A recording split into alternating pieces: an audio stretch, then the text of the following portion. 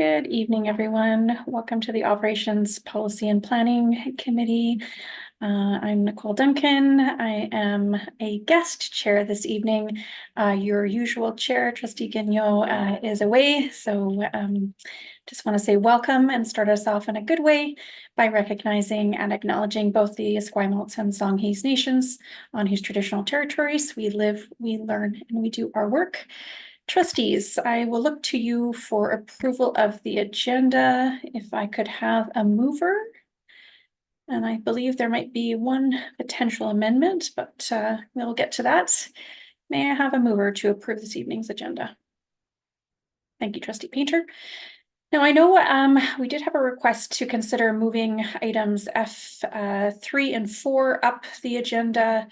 My suggestion, trustees, if we do want to vary the agenda and bring those items up, that we consider doing that maybe just before C.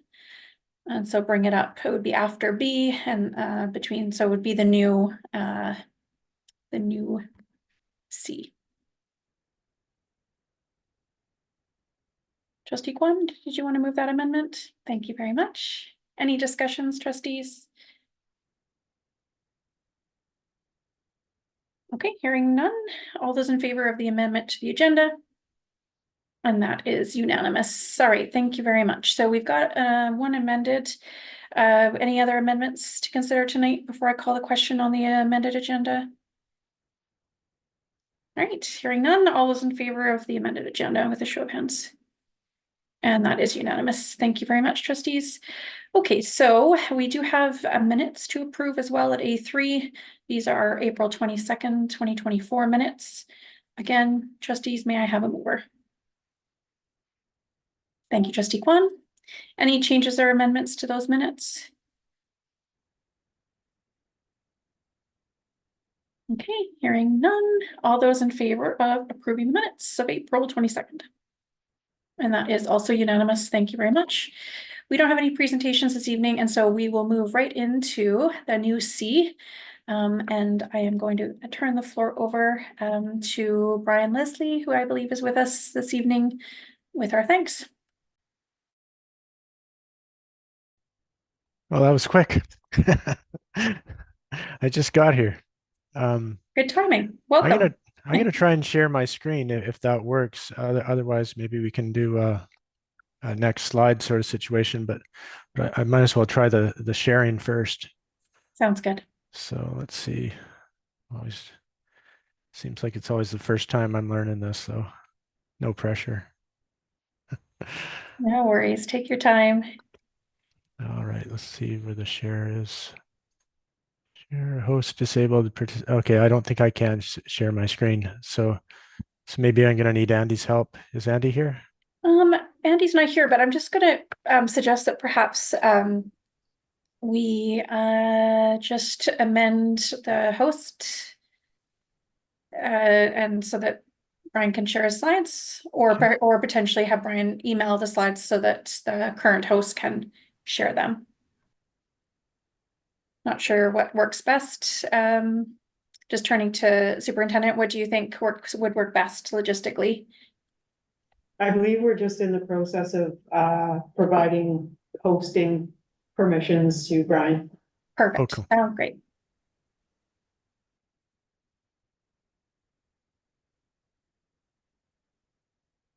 Oh, looks like I have the power now. Let's see. So let's see how this goes. I don't know which one I'm supposed to share here, so I'm going to share this screen and hope for the best. And how's that? Does that look good? Can't see anything yet. Uh-oh. Nothing, eh? No, not yet. It looks like it's working and then it doesn't work. Are you getting any prompt when you hit share screen? Oh, you know what? I didn't There we click go. actual share. Okay, that's it. We Now can it's gonna work. we can see your desktop now. How about that? That Okay. look more Yeah, it looks great. We can see the first slide. So whenever you're ready. Thanks, Brian. Okay, good evening, everybody. My name is Brian Leslie, and I'm the District Energy Manager. Welcome to the 2023-24 Energy Manager Report. I'm going to give a very brief update on what's been going on in terms of energy management in the district.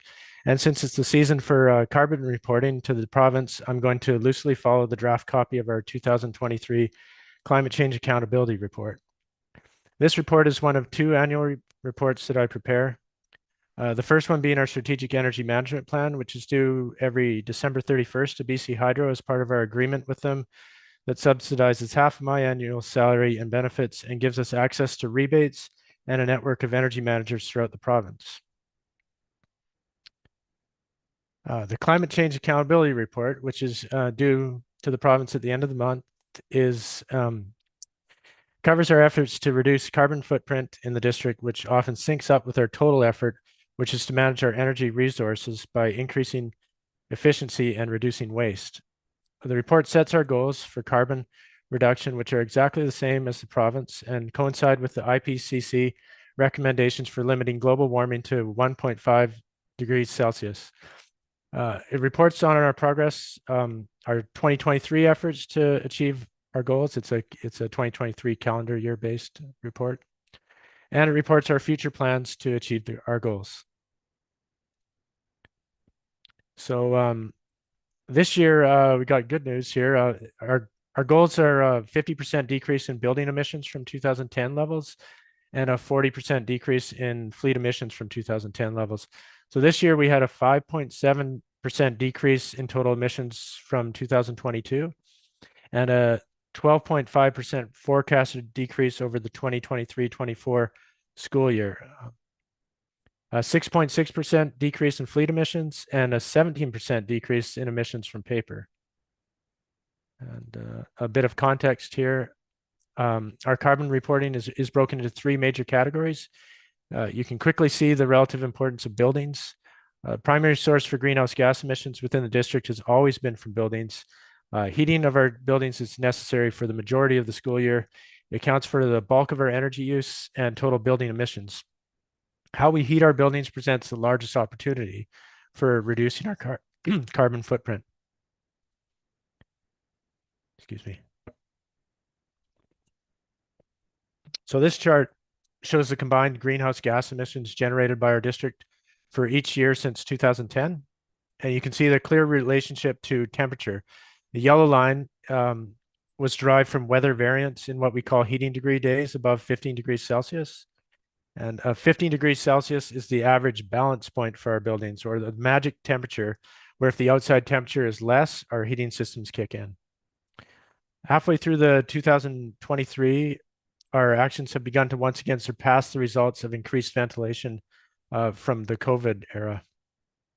And we're seeing the beginnings of a return to a previous trend of emissions reduction.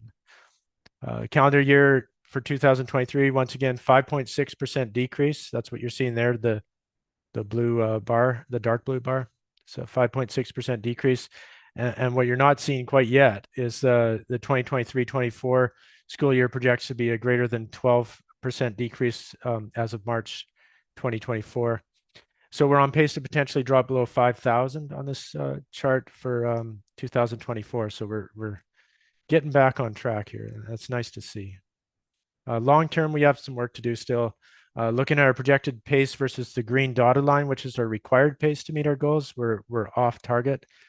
Funny thing, before COVID, we actually were on target, but these graphs, they don't tell the whole story, but it's good to keep track.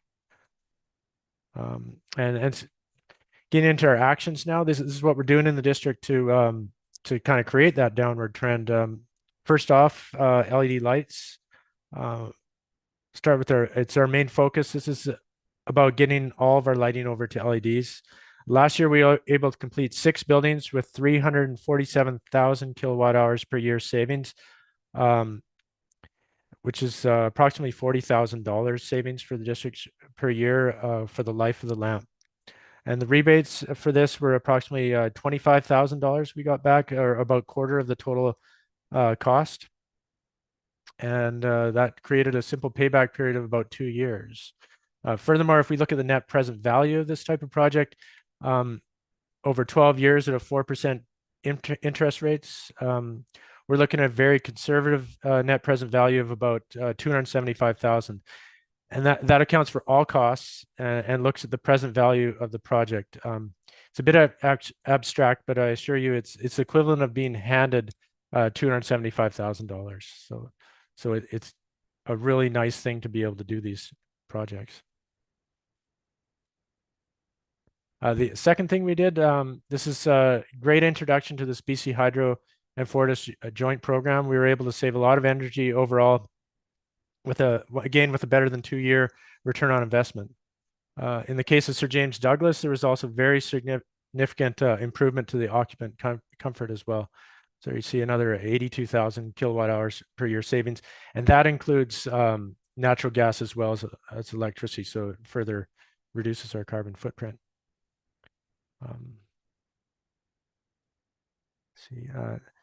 And then we get into energy efficient, low carbon childcare studios. So ever since Oak Bay Community School in about 2014, all of our standalone builds use electricity as a primary source of heat, and in most cases, the only source of heat. Our child care studios are no exception to this. This type of build ensures that we won't be adding to the carbon problem when it comes to heating our buildings, and it allows us to continue to focus on reducing our carbon footprint in our older buildings and that burn fossil fuels. And the buses. This is our first year of full operation of our electric buses. They went over almost 45,000 kilometers and avoided 67.1 tons of CO2 emissions when compared to their diesel equivalent. And also when compared to their diesel equivalent, that's about $32,000 in savings as well, the cost of electricity versus diesel to run these. And furthermore, into our fleet, starting to get our white fleet over to electric or zero emission. And we took advantage of a couple, well, first off, we had our first 3 vehicles to our fleet. These are our first 3 white fleet electric vehicles. They look like this. I think 2,206, 2,107, 2,108. So last year we added 3 new electric vehicle chargers. We took advantage of a 75% rebate. This year we took advantage of a 50% rebate, and I'm glad we did because those rebates are kind of in jeopardy now. So it was good that we jumped on this when we did. These 6 chargers have the infrastructure to support our first 15 to 20 light duty vehicles, and that accounts for about a 15% decrease in emissions once we have the vehicles, not right away. And now we're coming to the learning engagement campaigns. These are very low cost. Light switch sticker campaign being the most expensive of these campaigns, coming in at about $5,000. In its first year, we estimate about $35,000 in savings per year in electricity as a result. So that's part of what makes these campaigns so great is that we can have such a large impact with a very small investment, and it aligns with what we are as a district as well, education. Those of you who have young kids in the district, you are probably aware of this campaign. Kids design their own sticker that reminds everyone not to waste electricity. It can also be about climate action as well. We turn their design into their very own sticker. So we do the process. It's just pennies of stickers and very, very little material to, if you can, there's a lot of leverage there. If we can convince one kid not to bring a yogurt container, that's probably all the material that we used in the several classrooms. So this campaign cleaned up last year at the Provincial Energy Wise Network, which is why we brought it back, and it added a coloring template to make it more inclusive and get the kindergarten and grade 1s involved as well.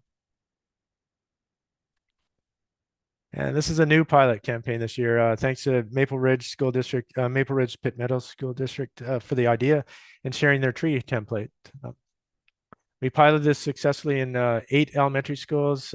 Kids get a leaf where they can write their climate pledge. And the idea here is then they get to stick it to the tree, and then there's a study out of a university in California that when you write down your goals and share them with others, it increases their chance of following through by 50%. So that's kind of the main idea of this campaign. And also the other main idea that I like is this: small changes plus collective action equals big impact. And those are kind of two important things that come out of this campaign. And speaking of that EnergyWise network, where we did a new campaign this year called Shut Out the Cold. It was where we made door stickers. And that was our EnergyWise network campaign for this year. Second place for most impactful aligns with security and safety. It's nice. It's always nice when you can help two things at once. We covered over 250 doors and very visible results afterwards. It's been fantastic. Honestly, I think it was the most impactful, but I'm not the judge, so I may be a bit biased. But from what I saw, it was fantastic. Amazing results. And for paper, we had this paper purchasing campaign. This is where I took the data from our paper supplier and sort of brought all the data together and came up with a summary of paper usage for each building or paper ordering center, quantified the opportunity for improvement, and celebrated the success of people. So it ranked them. If you were first place, like here, Rock Heights was phenomenal. They were 100%. They used recycled paper for all their paper. It still shows them they can still if they reduce their paper, they can save more in the yellow there. And then on the bottom there, it shows them how much they could have saved if they switched to recycled. In this case, 0, because they were 100%. So they did a fantastic job. That was part of the celebration.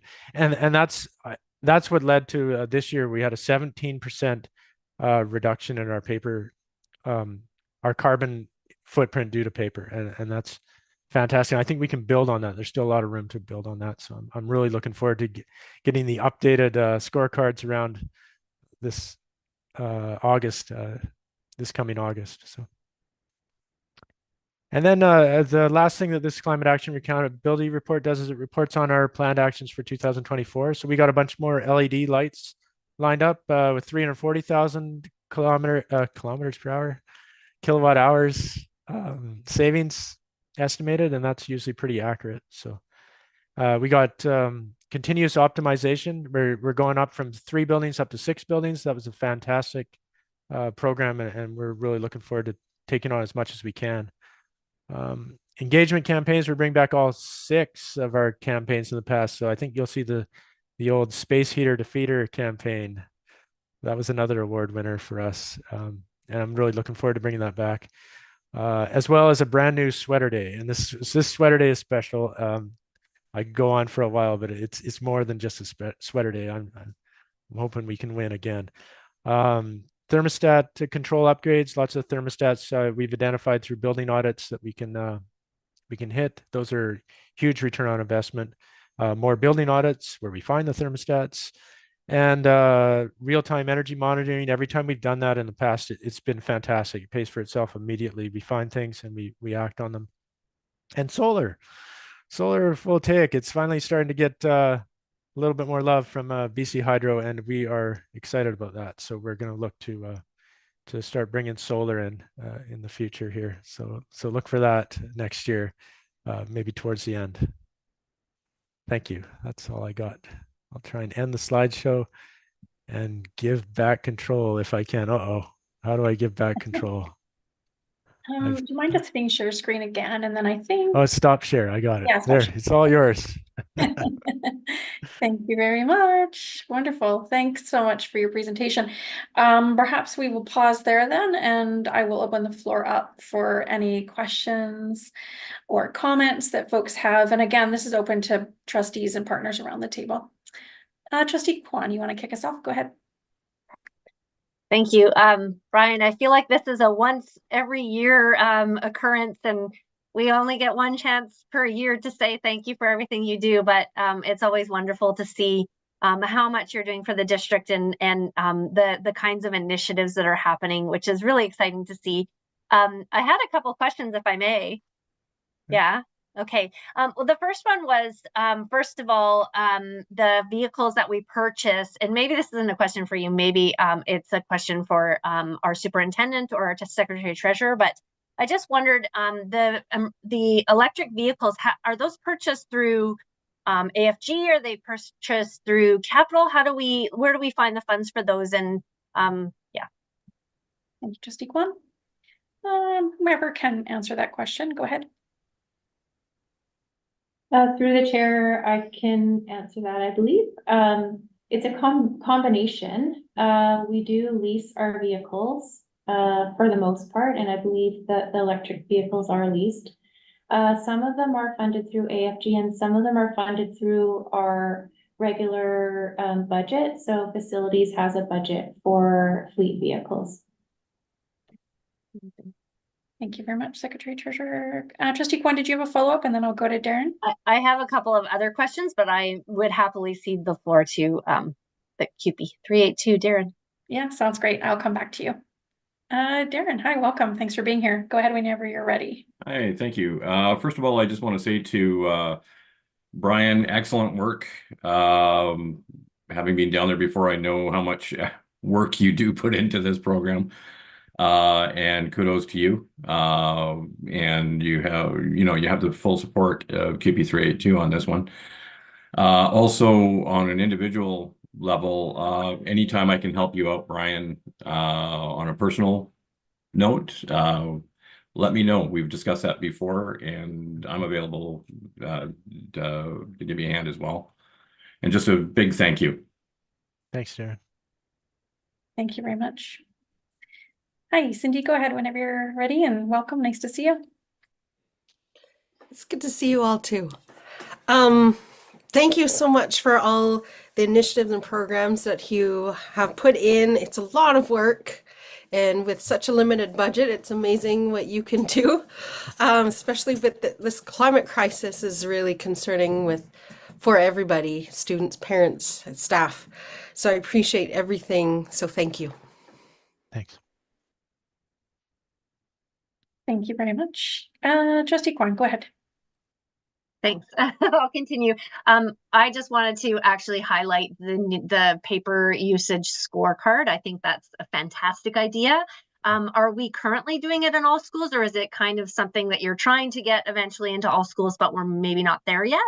All schools. I got to every single paper ordering. Actually, I think I may have missed the out at Queen, and we have one little satellite there. I might have missed one, but I got pretty much every single paper ordering center. Yeah. That's really amazing. Thank you so much for doing that. That's fantastic. And Chair, if I may, I have one last question. And it's actually really to do with our summary or the title page for our accountability report. I noticed our goals are from 2010 levels. So we have 50% in building emissions and 40% in fleet emissions. And I noticed our results are actually just year over year.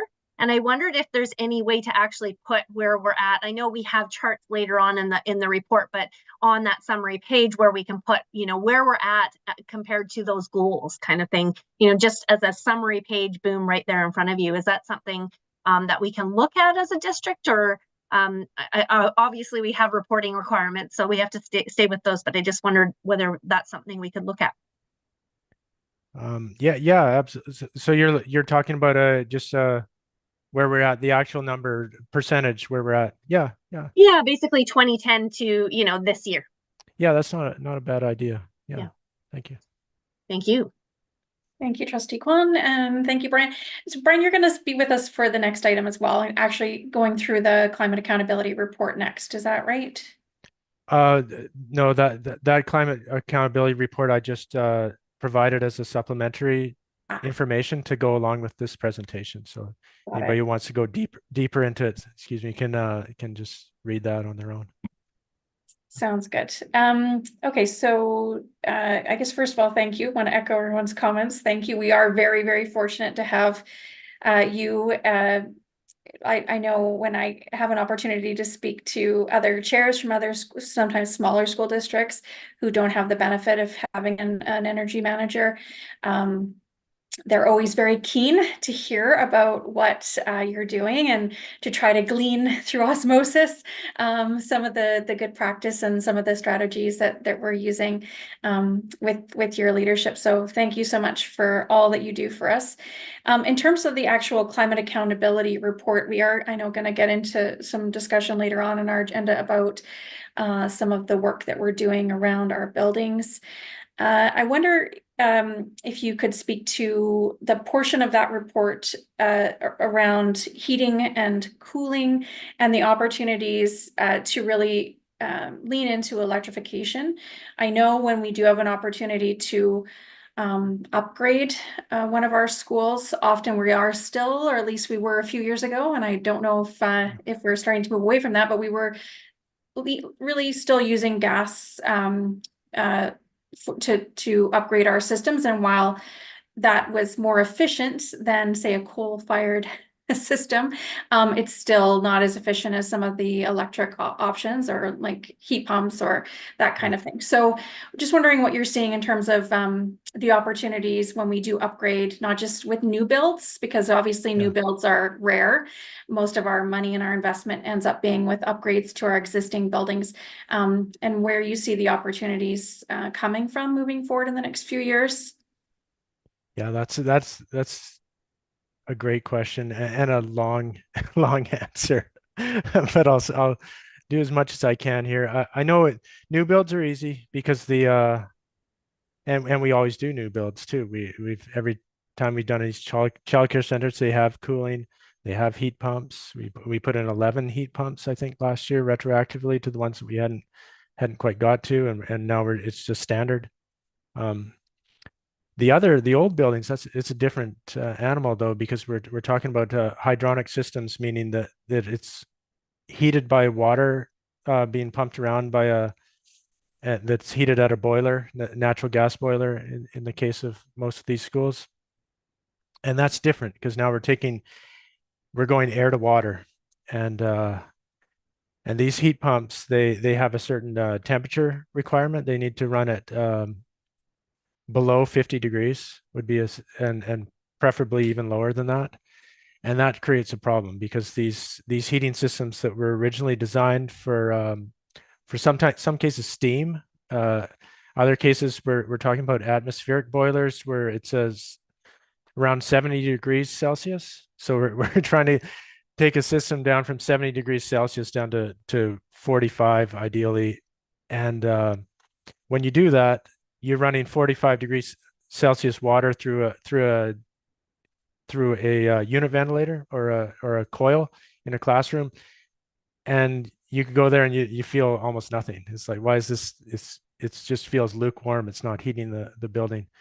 So in that situation, you'd have to replace the unit ventilator in the classroom as well, which is as much as the cost of a heat pump and then some.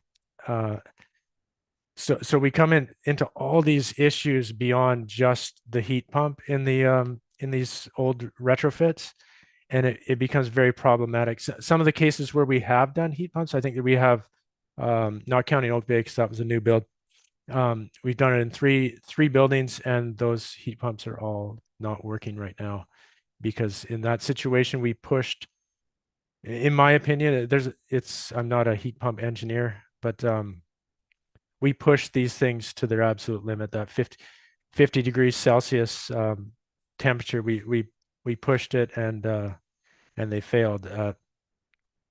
So we're very cautious, understandably cautious, because we don't want to be replacing something 4 to 10 years down the road with the limited money that we have.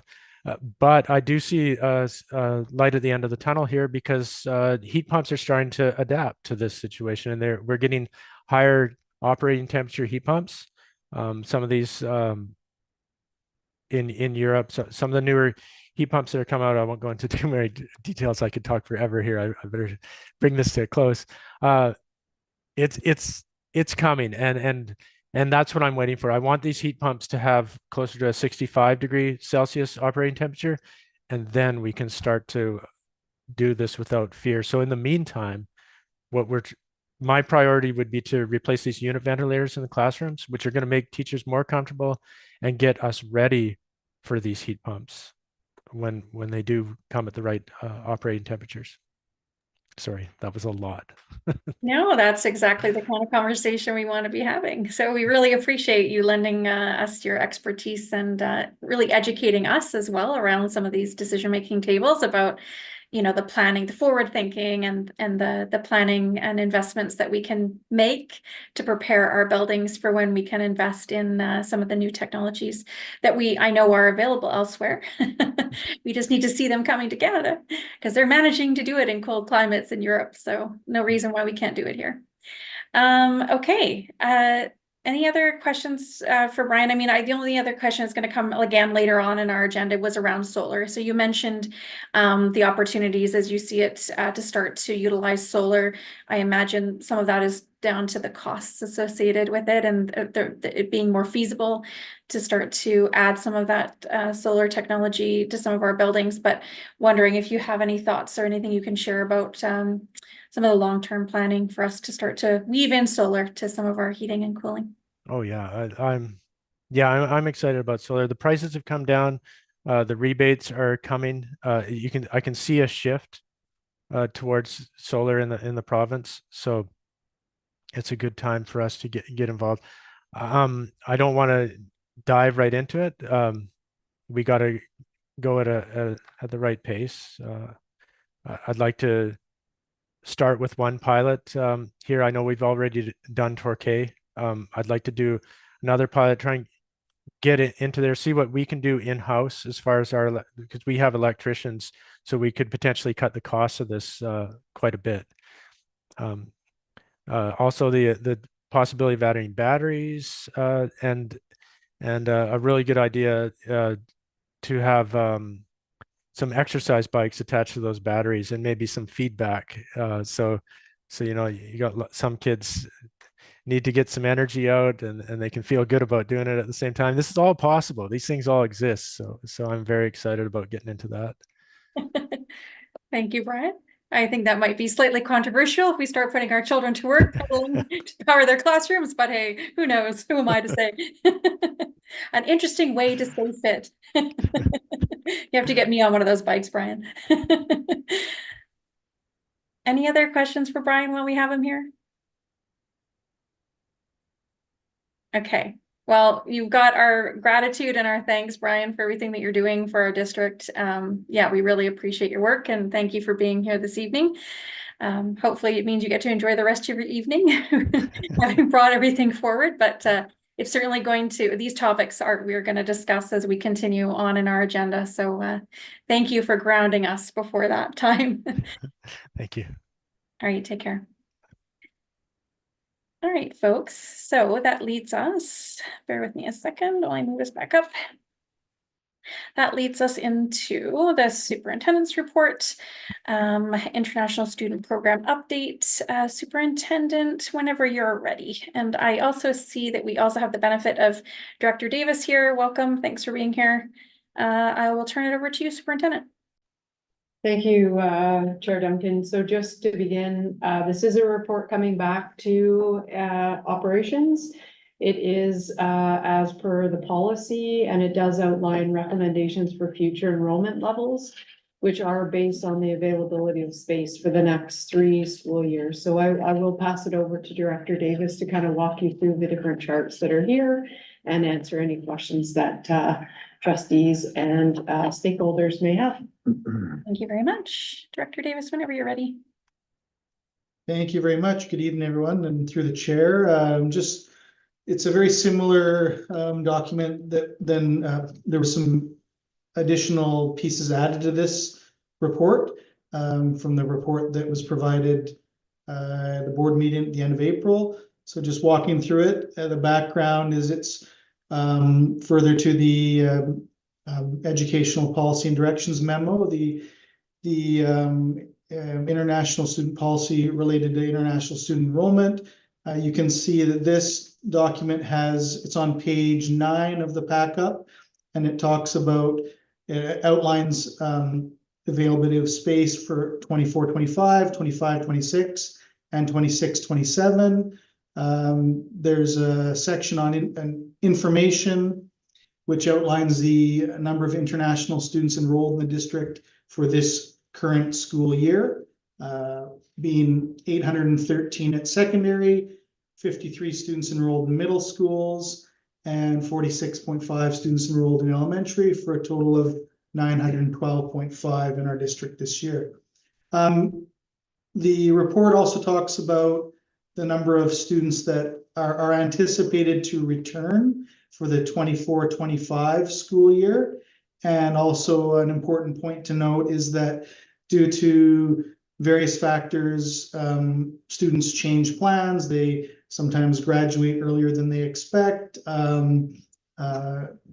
Life happens, and they decide they are not able to come back to the school district. So that returning student enrollment number, which is 287.5, typically there is some attrition, and that will decrease between now and September 1st, 2024. As we've talked about in previous meetings, the expected number of international students for 2024-2025 is 850, and it's based on the availability of space and historical knowledge, including schools placements. So as Superintendent Whitten noted, we've added 2 years to these tables. 24-25 was presented previously, 25-26, and you can see the 3 columns: school capacity, the projected enrollments, not including international student program, and then the recommendations for international student enrollment. I should note for all of these recommendations, these are our hopes, our aspirations, if you will, that we hope the students will come to Victoria. But until study permits are organized and family plans are finalized, you know, there can be changes in either direction. So that is, I think I've covered everything off. That's all I have regarding this report. I appreciate the time afforded to me to add to Superintendent Whitten's comments, and look forward to any questions or comments. Thank you. Thank you very much, Director Davis. Appreciate it. Okay, I'm going to open the floor up to questions and comments, but perhaps before I do, I just want to clarify one fact. In terms of the tables, the school capacity numbers, is that functional capacity? Can we just sort of clarify what capacity? I know we've got a couple of different capacities, that I just want to clarify which capacity we're speaking to. To the chair, it is the functional capacity. Okay, thank you. And would you mind just reminding folks what that means? The number of students that we can hold in the school and have in the classrooms that are available, it does factor into the class size. Thank you. So basically all available space has been utilized. Okay, so I'm going to open up the floor to trustees and partners around the table tonight if they have any questions for Director Davis. Trustee Kwan, go ahead. Thank you. First of all, Director Davis, I love the picture behind you. Very fitting. Beautiful. I actually have a very simple question, and it probably easily answered. I just wondered what a half student signifies. So for example, with our enrollment this year, we have 46.5 enrolled at elementary. So we have a 912.5. So is that like a half year, or how does that work? Yeah, through the chair, yes, exactly. It would be a student coming for half of a school year. Thank you. don't see any other hands. I have a couple. Oh, Trustee Painter, go ahead.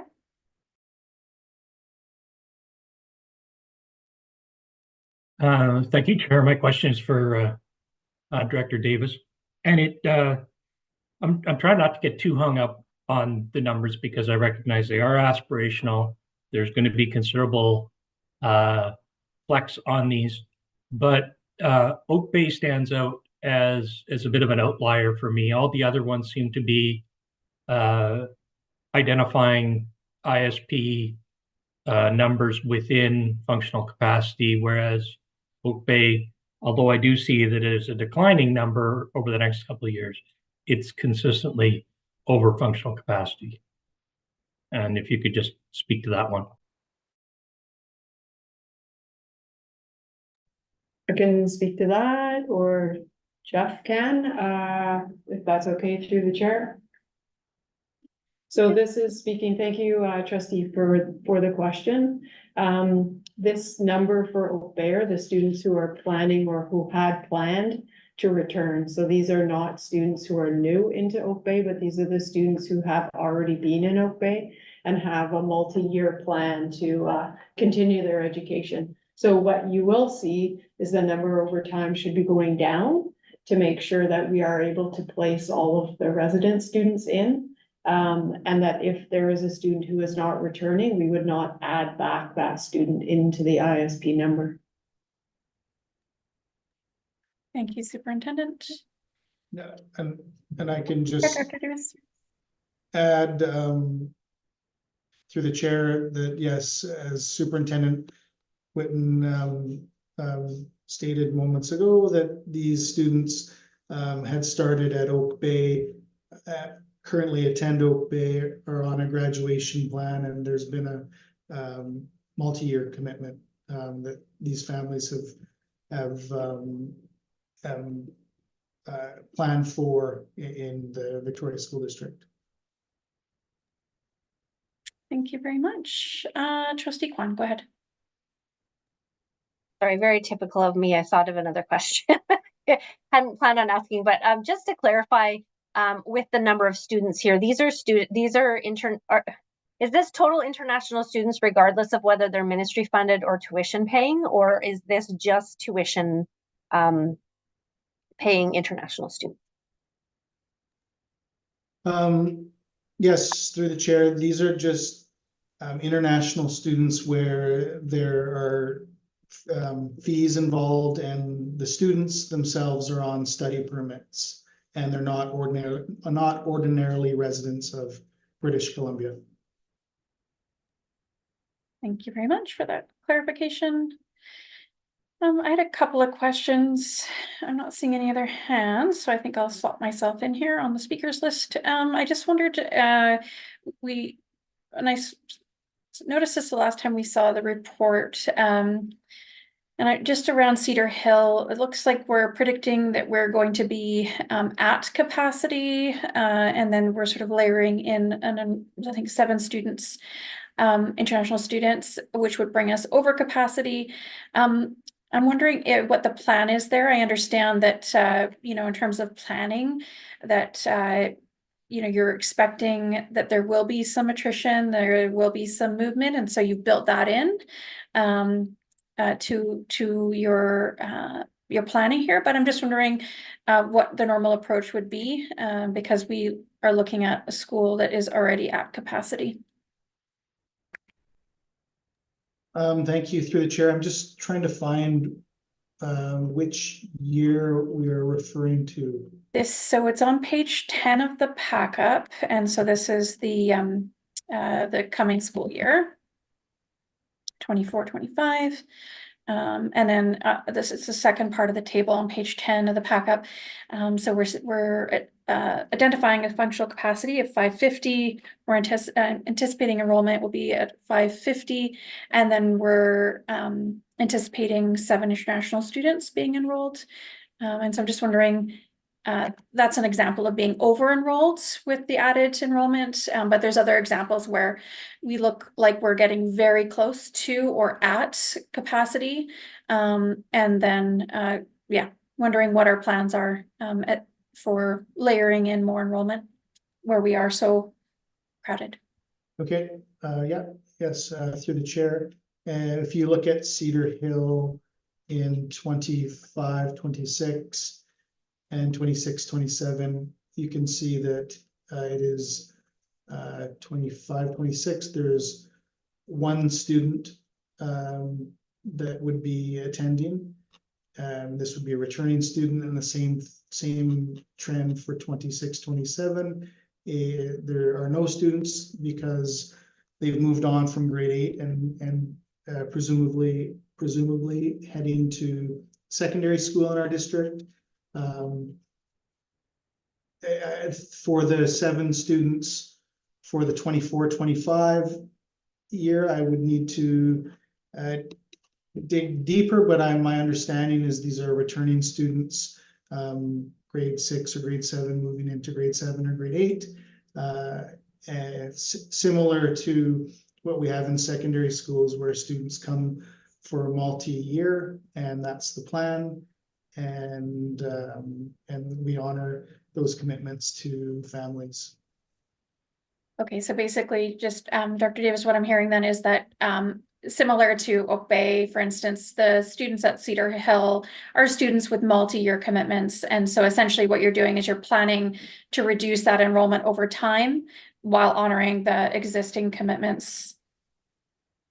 Yes. Is that right? Okay. To the Okay, got chair. it. Stacey, thank you.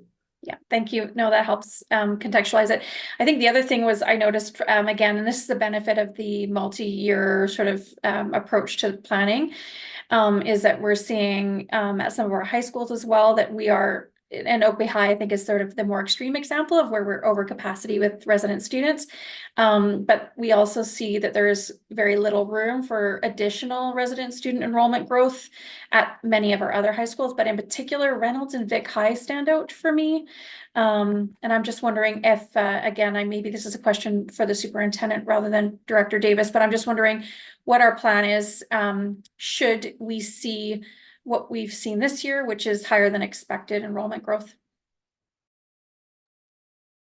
Well, thank you, Chair Duncan. I think what we experience here is just an evolving conversation. So these, as far as we're able to project into the future, we're looking at really as clear numbers as we can for next year, and beyond that is being mindful of student enrollment. And when we use Beauregard, it's Beauregard numbers, so that's the best information we have at the time.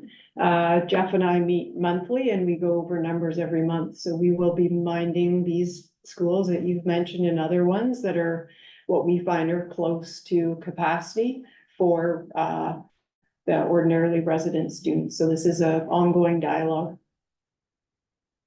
Thank you very much. Yeah, no, I know how difficult it is with all of the projections and then the evolving situation in terms of growth in our communities, which we don't control, we just have to adapt to, but certainly they stuck out. And then there's a number of elementary schools, which I know we can pick up on later on in our agenda when we talk about enrollment, which it does not have any relevance to the ISP report that we're looking at right now, but is also very useful data because it definitely shows us that at a number of our elementary schools, we're really experiencing issues around capacity. Okay, any other questions for Director Davis while we have him here? Okay. Oh, yeah. Hi, Shauna. Welcome. Nice to see you. Go ahead. Nice to see you too. I happen to, for those that don't know me, I'm Vice President CUPE 947. I'm also a homestay coordinator with the international program. So I have access to the database, and I just quickly looked, and 6 of those 7 students are not tuition paid students at Cedar Hill. Only one of them is. And I'm not sure if you were aware that like they are people students that would be here with parents in that way. So I just wanted to throw that out at you. Thank you. So perhaps we have to look to update the table. Yeah. Okay. That's really helpful. Thank you, Shauna. We'll look so that would mean that we were, that we were actually just looking at one international student. Yeah. One student from Mexico. Okay. Great. Thank you very much. All right, well, we'll look to an updated table next time we look at the report. All right, folks, any other questions before I give our thanks to Director Davis for being here and wish him a good evening? Okay, I don't see any. Thank you so much. We really appreciate you coming back with this additional data. It really helps contextualize and also provide some nuance to the planning that's underway. Thank you very much. Enjoy your evening. Thank you, Chair Duncan. Much appreciated. Okay, folks, so again, bear with me. I'm just going to move us back up our agenda. We are now at the Climate Action Plan Implementation Ad Hoc Committee, draft terms of reference. Again, I will turn to the superintendent with our thanks for bringing it for us to have a look at early. I know we weren't expecting it till June, so we appreciate the early glance. So whenever you're ready, Superintendent. Thank you. Yeah, as was brought forward in April 29th, directing me to establish a climate action plan implementation ad hoc committee. It's a lot of words. It is a draft terms of reference that is attached, and what I would see moving forward after feedback tonight is to take this to the first meeting of the climate action plan implementation ad hoc committee for their feedback as well. This replicates, this TOR replicates the most recent terms of reference that we have for other ad hoc committees. It aligned with similar language, but it is draft at this point and is open for feedback. And as I mentioned, we'll go to that actual committee for further feedback. Thank you, Superintendent. All right, folks. Let's look to provide the superintendent with some feedback tonight. And then trustees, I think potentially with this one, we might want to consider having this come back in June, just so that the board's 100% happy with the terms of reference before we set folks working. And then allow the committee to come back with any kind of tweaks that they think would be prudent after their first meeting. But ideally, we'd like to get this terms of reference finalized with some approval by June. So tonight's really an opportunity for us to give the superintendent some feedback. So who would like to open us up?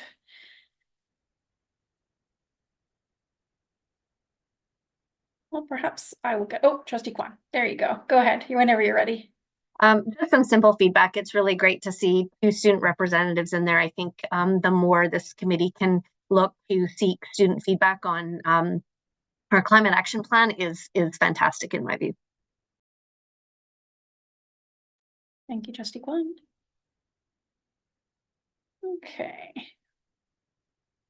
I'm wondering if we can look to so I guess maybe starting at the procedural notes.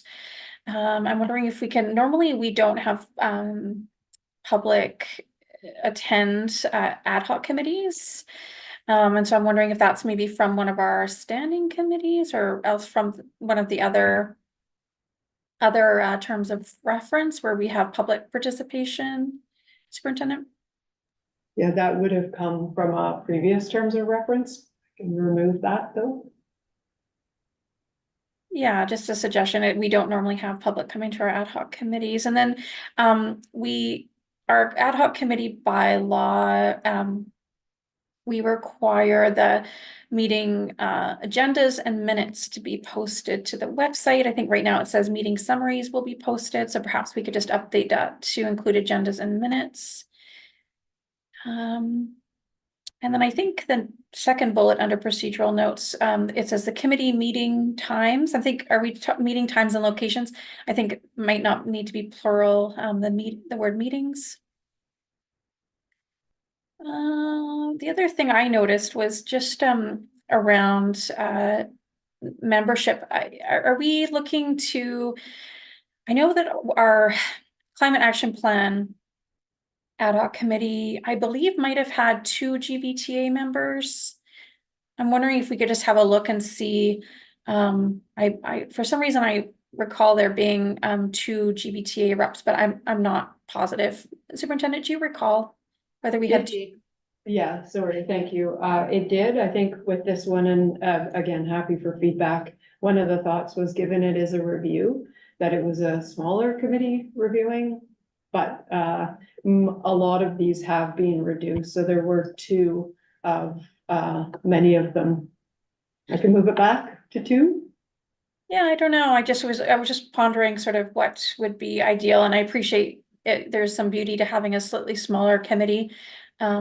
Makes working together maybe a little bit more manageable, but something to consider, and I'd be interested to hear views around the table as well about representation. The other thing maybe I'll pause there because I see that Nissa has a question or a comment that she would like to add. So I will cede the floor to Nissa whenever you're ready. Hi, welcome. Thank you, Trustee Duncan. On this topic around the representatives of the Greater Victoria Teachers Association, given the diversity of needs across the different ages from elementary to middle to high school, I think greater representation from teachers' voices who are working in the buildings and better able to speak to the various needs or impacts of these changes would be a good idea. Thank you very much. Yeah, okay, so let's think on that as a potential amendment. Just looking to layer in an extra rep. I perhaps too, I know, and again, Superintendent, bit looking for some feedback here. So under membership, second to last bullet point, we say one representative of Indigenous ancestry selected from the Indigenous Education Department and/or the Indigenous Education Advisory Council. I just wanted to clarify whether the advisory council is currently up and running, or kind of what we envisioned in terms of representation. Just wanting to be mindful about making sure that we end up being truly representative of all of the 4 houses. So for the first question, they have not yet met. Anticipating the first meeting would be toward the end of this month. I do need to be clear, though, I had not intended to start this meeting until the 24-25 school year. So in my mind, when I look at this, this would be up and running by the time this starts, and it would go to the Indigenous Education Council to select a member from their group, or to suggest that a member from Indigenous Education Department would represent them. Got it. No, that's super helpful. Thank you for that additional context. Nissa, go ahead. Just a point about the language about the way that it's worded for the representative of Indigenous ancestry. That says selected from. Is there a way that can be turned around so that it reflects more self-determination? So that they choose the representative from either the Indigenous Education Advisory Council or the Indigenous Education Department. Just wanted to point that out, because the other representatives, it just says one representative, and I think it's implied that it's up to those agencies to choose their own. So the language is different on the second to last point. Thank you very much. Thank you for the feedback. We would take that away. We were working with the Indigenous Education Department on the language, so I just take that back and speak with them. Thank you. Okay, wondering if we could have some discussion about deliverables as well, and give the superintendent some feedback on that section. Right now, deliverables highlights the different pillars of the plan. I'm wondering if we want to also be speaking to our climate accountability reporting data and our obligations under the Climate Accountability Act and Clean BC. Perhaps we want to be speaking specifically to our GHG emission reduction targets, so that we are grounding the work, being clear that that is what we're reviewing. We're reviewing how far our climate action plan has got us to those goals. And a lot of that is sort of, well, it's in our climate accountability annual report. So perhaps we want to kind of mention that in our deliverables. Wondered if anybody else had any thoughts about deliverables, because it becomes a little bit more complex, the review process potentially, because there's not just the climate accountability annual report, but there's also considerations around our long range facilities plan, which we're picking up on and gonna do some work on. So yeah, wondering if we could speak to deliverables. Nissa and then Trustee Painter. I'll cede the floor to Painter as I've already spoken. Oh, thank you very much. That's kind of you. Circle back if we have time. No, I will. Will do. We do. Trustee Painter, go ahead. Well, you just mentioned the long-term facilities plan. I would like to see facilities as a specific element in deliverables. When I was thinking about this, I do recognize that a lot of what we talk about when we talk about facilities is going to be tied up in energy management and waste reduction and education. A lot of those things are already built in, but recognizing that we are going to have two initiatives running largely in parallel with each other, with this plan as well as the long-term facilities plan, I think there's a real opportunity to cross-pollinate with those two and make sure that there is a mechanism for exchanging ideas and information. So with that in mind, I'd like to add facilities as a deliverable. Thank you, Trustee Painter. Yeah, though the importance of alignment there is huge, seeing as we just spoke to the 90% of our emissions are from our buildings. Nissa, go ahead when you're ready, and then Darren. Thank you. When we're speaking of deliverables, these are the deliverables of the committee, which the point of which is to advise. To the point that was made about referencing existing goals and strategies that are already commitments from the school district. I think that that's important, but making it clear what the deliverables are of the committee are versus what they might be reviewing that are deliverables from the other organizations and initiatives that are happening, because it's just as an example, it's not the goal of the committee to implement some of these things. It's more having the input to review the things that facilities or maintenance or are doing. Correct? That's right. Yeah, we're hoping that this committee essentially will be reviewing what we've done, the actions and strategies that we've employed in that particular year in order to meet the commitments in our climate action plan and reduce our emissions. There is crossover between our legislated obligations under the Climate Accountability Act and obviously our plan, our climate action plan is meant to help us achieve those legislated obligations.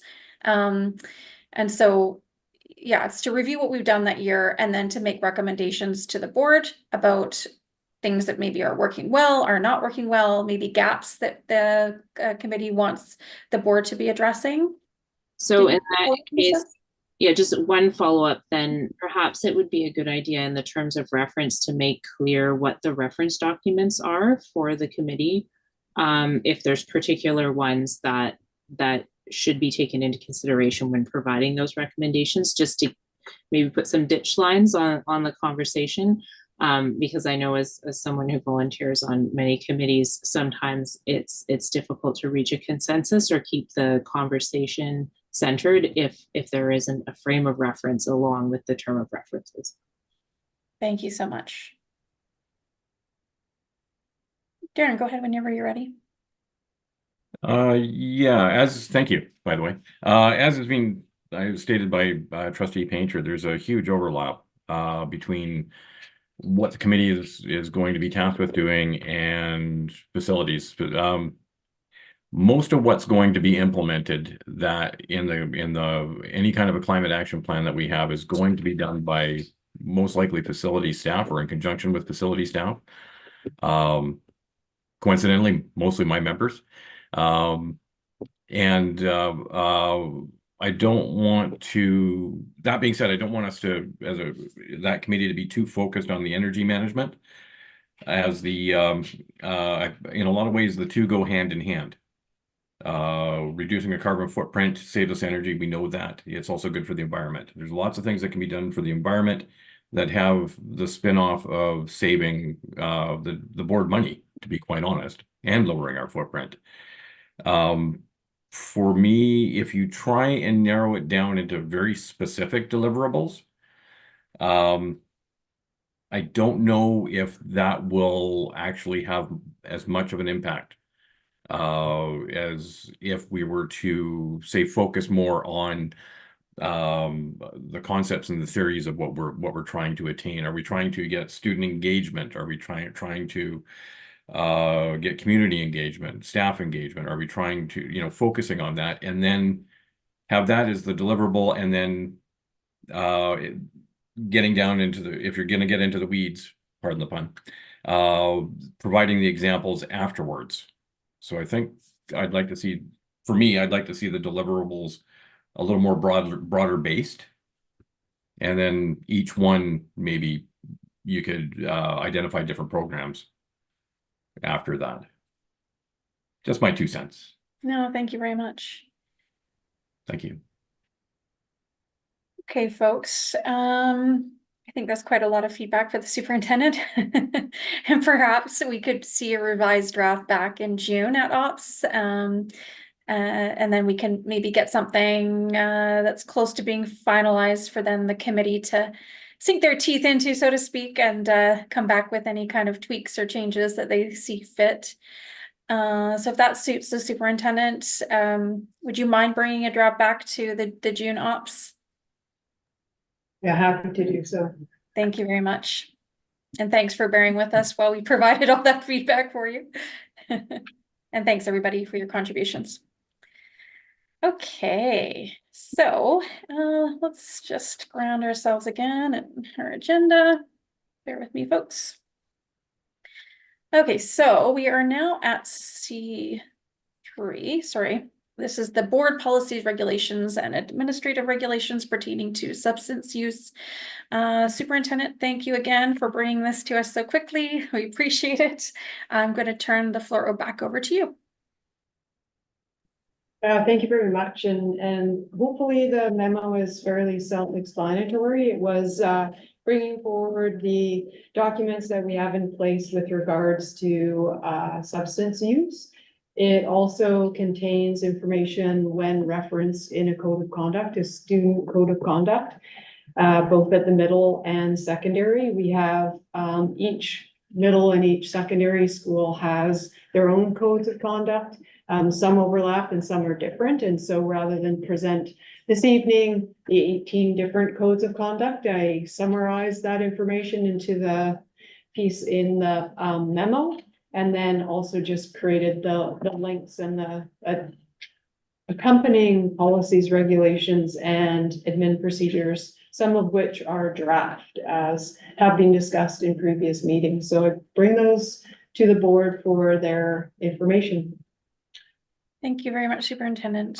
All right, folks, I want to open up the floor to any questions or comments. Again, the goal here was just to really ground ourselves in all of the policies and regulations that exist that really frame this subject, knowing full well that certainly the policies on substance use is up for review. It is with the policy subcommittee. It has reached the top of our list and, is in need of some significant updating. And so this is really just help ground that work and get a conversation started. So trustees and partners around the table, if you have any questions or comments at this stage, feel free. Trustee Kwan, go ahead.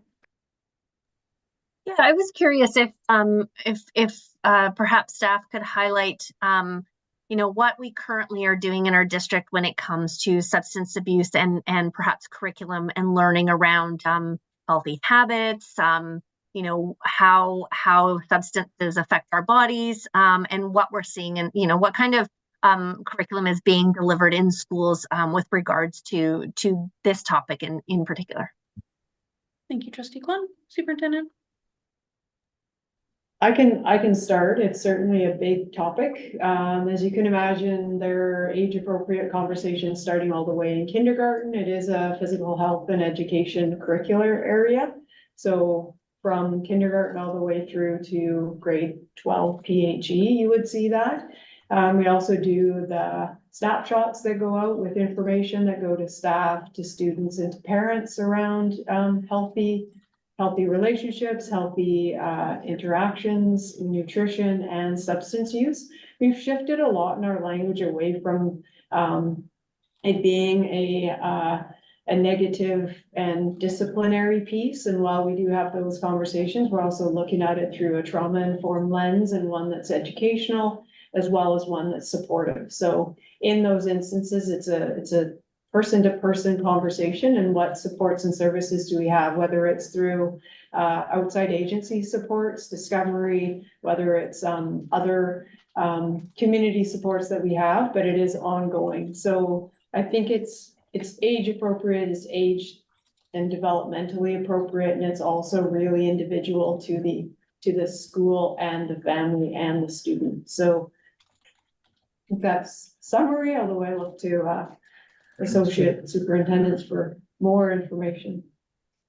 I think that's good. Apparently they say that's good.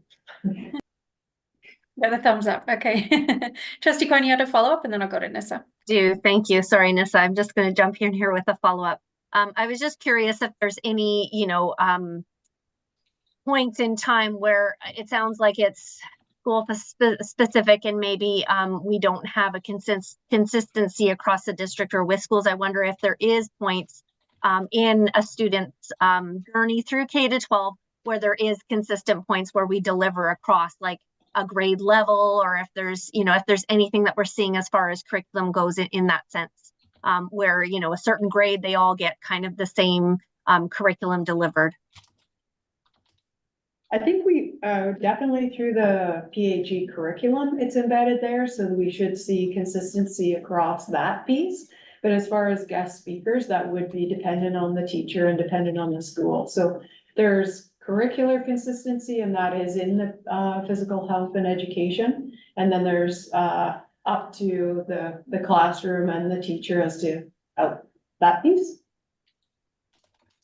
So, Trustee Kwan, is this a follow-up, or can I come back to you? It is. I'm so sorry. Okay. I was curious about in the curriculum, in the PHE, specifically curriculum, is it, and it's been a while since I've looked at what the curriculum looks like at every level, but is it kind of embedded in at every grade level, or are there certain, you know, with social studies or whatever else, you have certain curriculum that you work with every year? So I just wondered if there was specific times where a student could expect that to be part of their PHE.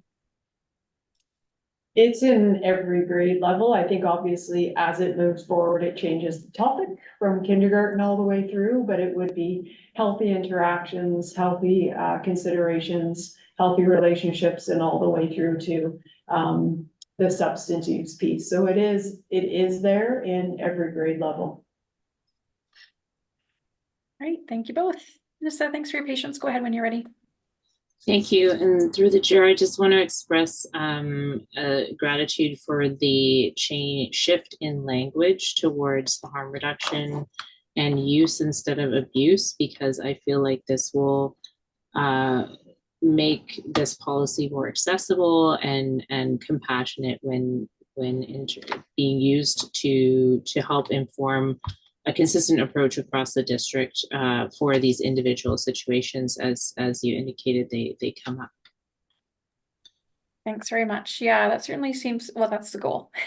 We haven't gotten there yet, but I think there's good intentions, and it's now making its way up in the list of priorities to the top, which is where it should be. Thank you very much for those comments. Yeah, so sorry. Sorry, super. Trustee Painter, did you have your hand up before I go to Trustee Kwan? I saw possibly you raise your hand and then put it down. Did you want to be added to the speakers list? Yeah, I just wanted to ask a point of clarification right now. Are we actually going to look at the different elements, or are we keeping the conversation general at this point in time? Yeah, the intention was just to have a general conversation tonight. We are going to get stuck into the details, but I think the committee will come back with some recommendations. This was really an opportunity for us to have an overview of what we've got in place right now, how it's being implemented, have some discussion about kind of where we're at. And then the committee will be bringing some recommendations forward for a deeper consideration. Trustee Kwan, whenever you're ready. Thank you. Yeah, and I think that's kind of it piggybacks off of what Nissa was asking as well, or her comment about a more trauma-informed approach and wraparound approach, which is really fantastic to hear. I believe Superintendent mentioned that, you know, we are looking at how we look at substance abuse and how we deal with that in our schools.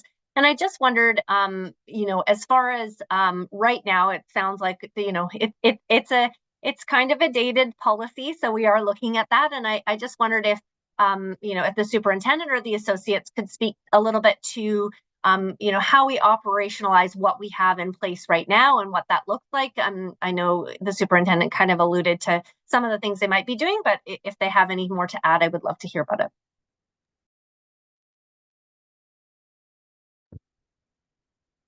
Yeah, what I would say is, yes, we do recognize that the policy is dated. I would say that typical practice would align more with the revised regulation, and that's the language that we tend to use, and that's the language I would suggest that counselors use when they're working with students and families. So we do look forward to updating this formally, and we do lean into the more restorative, more supportive harm reduction language than is currently listed as the formal policy, or I would probably say more the formal regulation. Trustee Kwan, go ahead. Thank you for that. I appreciate that. And I actually wondered too, you know, as far as operationalizing something of this sort, and where would we look, and, you know, what are the telltale signs? Kind of when do we start looking at, you know, some of that harm reduction, perhaps scheduling with a counselor? When are parents brought into the conversation? You know, that kind of thing. If, you know, more around a timeline. I realize every situation is probably a little bit unique and different, but, you know, in general, how do you kind of handle situations? Good for that. Through the chair, I Trustee Kwan. I would say that it certainly starts in elementary school, and then at the middle school level is where our teachers and our counselors begin to work together. And you hit on all the people that are going to be involved in those conversations. Certainly the families, as soon as possible, when we're starting to be concerned about harm reduction. But those are the conversations. I would say they start in elementary school at times, and then certainly in earnest in the middle school level, where we involve our counselors and our YFCs and our families to be supportive of the child. And then it's sometimes as well, it's outside agencies that are also be involved as well. Thank you very much. Okay, so any other questions or comments around the suite of the policies and then all the different regulations? Yeah, Trustee Kwan, go ahead. Sorry, and this is, it may not be a question that we can answer as a district. It just occurred to me while reading through this, when we talked about illegal substances, you know, some of these things, you know, we all know that, you know, vapes and e-cigarettes you can get without tobacco product in it. And so, you know, how do we deal with that in the same way as we would if it had a tobacco product in it? How do we look at, you know, those kinds of unique situations? Thank you, Trustee Kwan. Superintendent? Yeah, I would say in the simplest form, we deal with it in the same way. So we're not looking at what the content, whether it has tobacco in it or not. It's a vaping instrument, and it's looked the same way. Thank you very much. Yeah, the one thing I would offer around this I think there's sort of consensus that this needs to be updated, and that we need to have some dialogue around that. The other thing that came out very clearly in as a theme, when we had an opportunity to talk to all 7 high schools and speak to a group of students around sort of the budget advisory committee work, and the board work we did, was we heard at every single one of our high schools feedback from students around substance use as a subject matter that they're looking for more on. They're looking for more consistent instruction and support around. So I think the students in our district have a sense of what they would like to see and some of the changes and kind of consistent approach that they want to see from school to school. So I think it's going to be very useful, very interesting for us to be leaning into that kind of student feedback to help guide, how we proceed on this front. Yeah, Nissa, go ahead. Thank you, Chair. This may be a little bit of a hot topic, but given the recent focus from the Victoria PD on concerns around drug use in schools, and the potential recruitment and that sort of thing, is there an opportunity in the review of this policy to collaborate with the external partners, whether that's counseling supports in the community or the Victoria PD, Esquimalt and Saanich police departments, to make room in this policy, or just ensure that it aligns with the current thinking in the broader community, seeing as many of our students will need that broader support in order to mitigate for impacts that they might be having in their lives. Yeah, thanks, Nissa. The board is continuing to meet with police services, and we're looking to develop communication protocol, and part of that will hopefully be some data collection. So we know from our own side of things, when and how often we would be looking to policing partners, and when we would be, according to sort of a more trauma-informed and harm reduction lens, be looking to partners like Island Health or various counseling supports. So I think there is going to naturally be a place, and there is currently in the existing policy, to be looking at how and when police services might be layered in. But certainly I think the goal and what we're hearing around the table tonight is certainly more from a trauma-informed and harm reduction perspective and an educational lens, which would mean we would be layering in police when it was appropriate, but very much leaning into a health and wellness and supportive approach, which would be delivered by other professionals and community. Superintendent, did you have anything else you wanted to add in terms of Nissa's point? No, I don't think anything else to add. All right. All right, thank you, everybody. We appreciate you helping us get this work started and hearing all the various perspectives around the table. We will come back with some recommendations for you to consider in the near future. It is on the top of our list, so thank you so much. Okay, so I'm going to move us on. We do have a big agenda this evening. We are now at Finance and Legal Affairs. We are at E1, which is the Middle and Secondary Enrollment Report, and Associate Superintendent Arts. I will turn the floor over to you to present the report when you're ready. Thank you, and through the chair, my report is on page 43 and 44 in the pack-up. Earlier this year, I provided a summary of projected kindergarten enrollment numbers for next year, and this evening I have a snapshot of what we at our current time would be our enrollment in middle and secondary school in September, based on our numbers at the end of last month. I have a comparison column to our February 1701 report to give you an idea of whether we'd be going up or down in those areas, and that chart is there for you to take a look at. And I'm happy to answer any questions or clarify anything that people may have. Thank you very much. Nissa, go ahead. Thank you, Chair. Just before we moved on, I noted that there was a recommended motion associated with C3.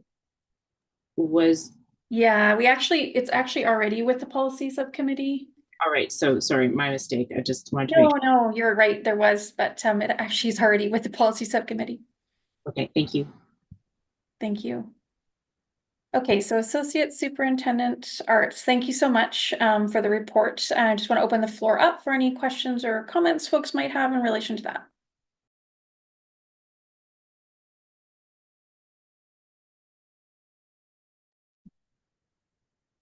Okay, I'm not seeing any. Thank you very much, Associate Superintendent Arts. Appreciate you bringing that report for information for us. Okay, so that we're now moving on we are now at E2, which is our monthly financial report for April. Secretary Treasurer. Thank you, Chair. We're looking at the monthly financial report for April, and you can find that starting on page 45.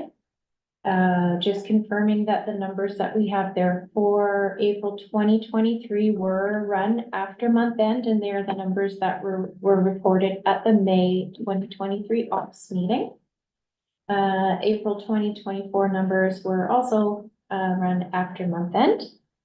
The budget that's being used for both years is the amended or the final budget, plus any changes that have happened since then.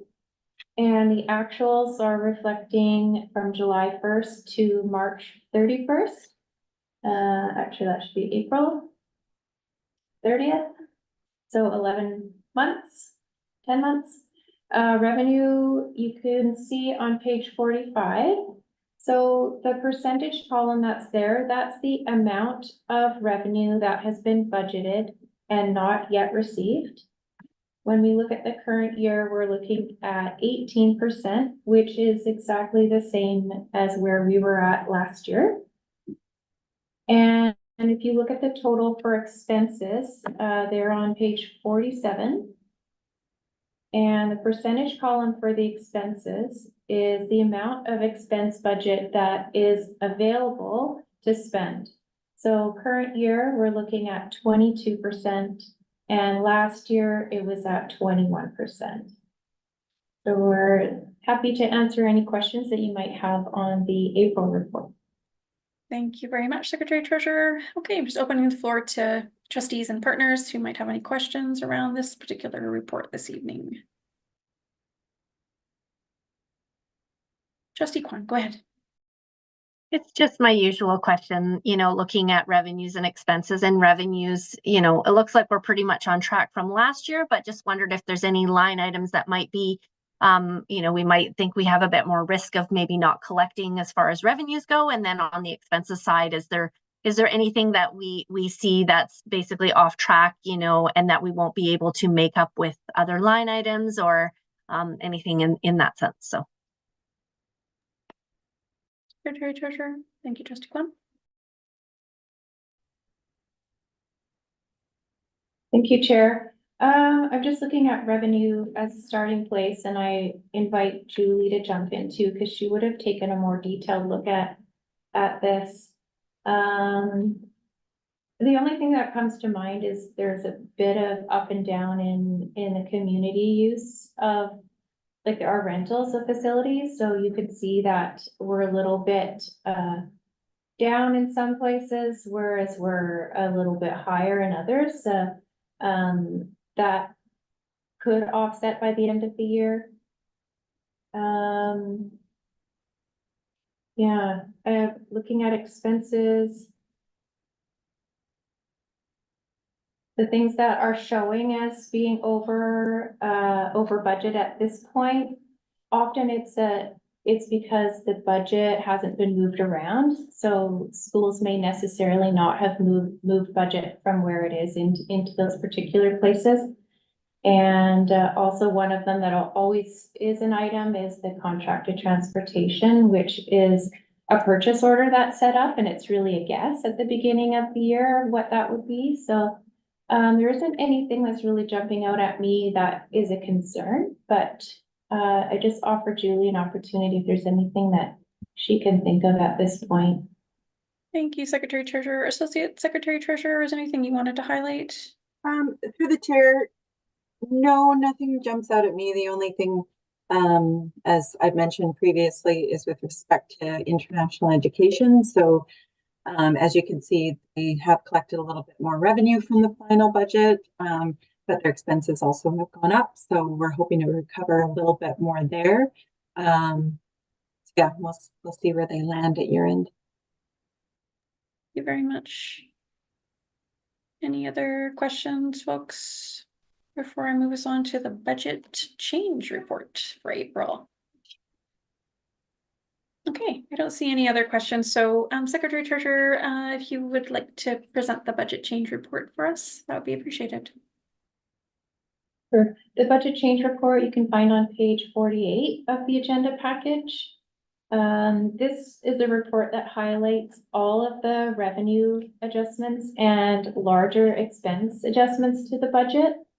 So if we start with the operating fund, the only changes that have occurred since last month can be found at the bottom of the list that starts at changes amended budget. So all of the items that start with February 2024. So what has come in there is our February 1701 count for certain areas has come in, and so financial services has made adjustments based on the grant calculation for February. The first line you'll see refers to special needs, which is inclusive education at 415,000. So we have revenue coming in for that, but also expenses at 100% of the revenue. So this is where we would fund additional support for students with additional needs. So our level 2, level 3, for example. The next line down, we've received some money for new refugee and English language learners enrollment growth. So 132,000 there. Again, revenue and expenses are matching on that, as those funds are directed to support those students. And just below that, we have continuing education enrollment growth of about 6,500, matching. And then distributed learning enrollment, there was a decline of 24,000. There's no expenses to be adjusted there. And pathways and partnerships enrollment decline about just under 4,000. And miscellaneous donations and revenues to April 30th is just under 10,000.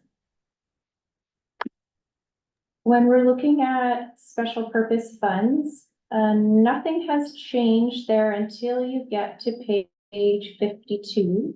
It's the last item on that page, Provincial Resource Program. And we've received approval from the ministry to retain the surplus funds that were unspent at the end of last year. So there's no other changes. So just that, it's just over 7,000.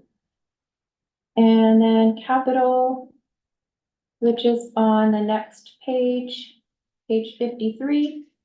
In local capital, the change here is an increase in the interest income that's been earned on the balances.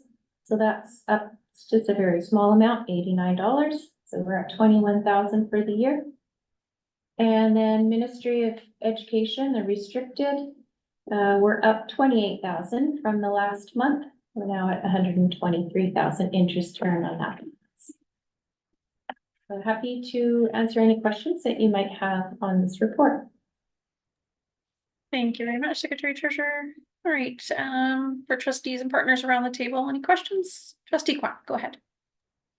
Just looking for a reminder again, on page 51, there's a number of places where we're looking at a projected increase or decrease in deferred revenue. Just wanted to confirm that's obvious. I'm thinking it's probably because we deferred the revenue because the services weren't happening till this year. So that's why we're seeing the increased use. Am I correct in that assumption? when you see an adjustment there, I believe it's because when the budget was approved, similar to this year, it would have been in April and we wouldn't have had year end. So then we would have made an adjustment to the actual amount that was unspent at the end of last year. If I'm understanding your question correctly. Trustee Kwan, did you have a follow-up? No, I think that makes sense. Deferred revenue to me seems like we're using revenue that was received last year, but we deferred it to this year and are using it for some purpose this year. Yes. Yeah. Okay, great. Thank you both. Any other questions in relation to the budget change report? Okay, thank you very much, Secretary Treasurer.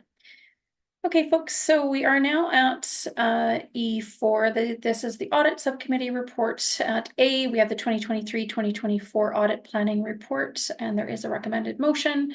Secretary Treasurer, are you presenting this item?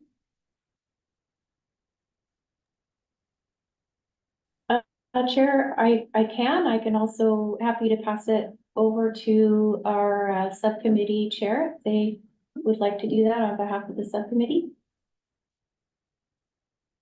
Trustee Painter. Okay. Trustee Painter, did you want to present this, or you happy for the Secretary Treasurer too? I think the Secretary Treasurer is much more polished in her delivery, so I'm gonna defer. All right, well, we'll take advantage of that then. Thank you, Trustee Painter. Secretary Treasurer, if you wouldn't mind walking us through.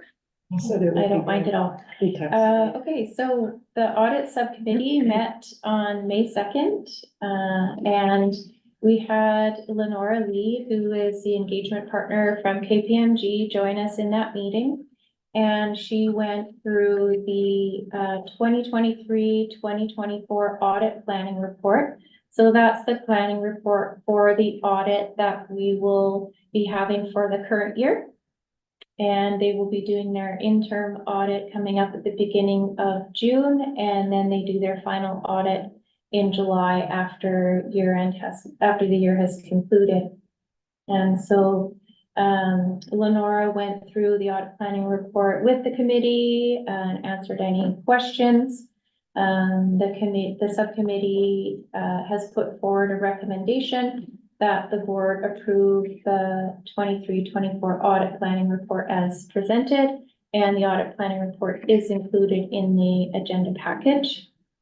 And then I'll just move on to the second item. So as we do every quarter, the Associate Secretary Treasurer presented the quarterly financial report. This one is for the quarter ended March 2024.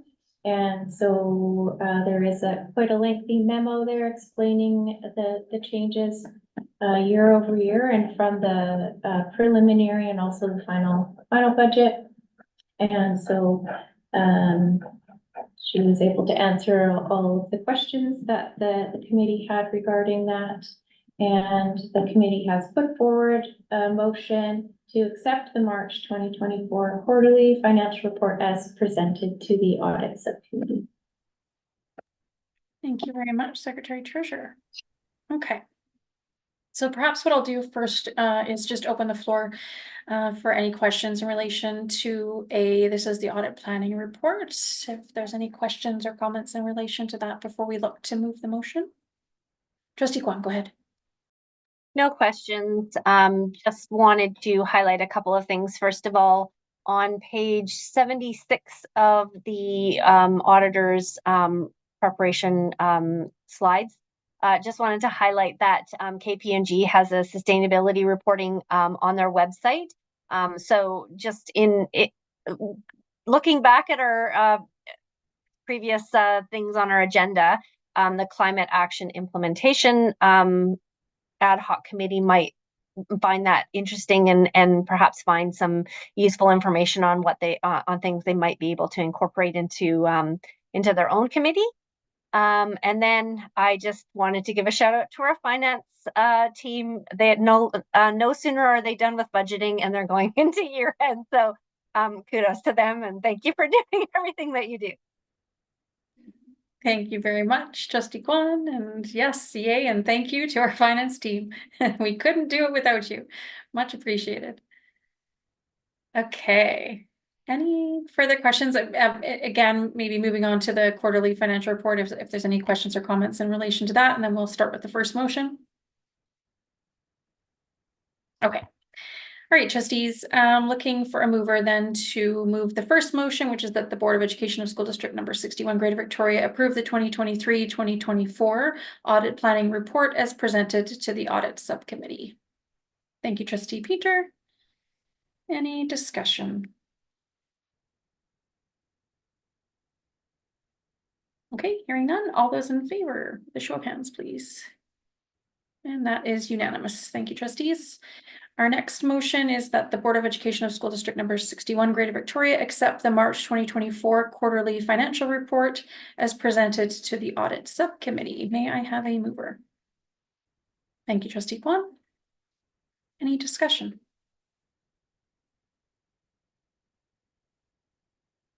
All right, hearing none. All those in favor, again with a show of hands. And that is unanimous as well. All right, thank you very much. Thanks to the audit subcommittee for all your work. We appreciate it. Okay, so we're now moving on in our agenda. We are now at the operations update under facilities planning at F. We have our lovely Marnie here. Welcome. Thanks for bearing with us. I know you're always at the end of the agenda. It makes the evening long for you, but thank you. I didn't complain about that. Okay, so a little bit of an update. I've got the monthly vandalism report there. Windows, we saw a big problem with windows. We had, unfortunately, a community member decide to take a BB gun to our windows in one site, so that's why they're overly high this month. For building maintenance service, we're still working with the ministry to work on a small version of the PDR for Oaklands Elementary. So we're hoping to submit that by the end of the month to get it approved by the Treasury Board. So that one will keep moving. For minor capital, we've got a lot of our tenders either closing now and awarded, or we're just in the process of closing them. So that's really good. South Park roof is a big one. You're going to see scaffolding on a portion of the roof. So the slate will be installed over the next 3 years. They have to do it in 3 phases just to make sure it's watertight before the rain starts. So that's a big one. Childcare update, we've got Hillcrest and Lake Hill are really nearing completion. They should be open both for September, which is great. Mackenzie, the trusses are up this week. And then Vic High, we've got the site prep done now. And we're just working on some final details on the underground servicing. Transportation, it's closed now. Busing transportation's closed, and they're working right now on just vetting all the applications. And then they'll start routing next month, which takes them the better part of the month.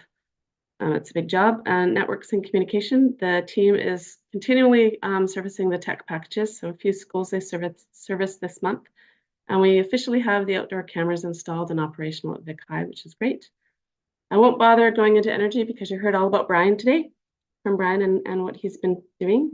And then there's a few trustees' questions from last month that we've answered, mainly around the 30-second flush and the field lining that are actually school related and not rentals related. There's questions. Thank you very much. I suspect we'll have a few, but thank you so much for presenting your report. All right, I'm going to open the floor up to some questions or comments.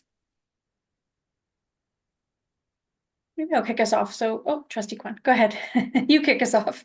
Are you sure? Because I feel absolutely. like I'm kicking everything off, so you feel free to. Okay. Please do. I actually first wanted to go to the monthly vandalism, specifically the windows. And I just wondered, when we look at the monthly vandalism report, what time frame are we looking at? I'm assuming this one says number of windows broken over spring break. So are we looking at spring break still as well as April and perhaps into May, or is it 1 month at a time, or what's the time frame for the just numbers? A month at a time? Yeah, just a month at a time. We just happened to get all of our windows were pretty much broken over spring break, so extra time on their hands.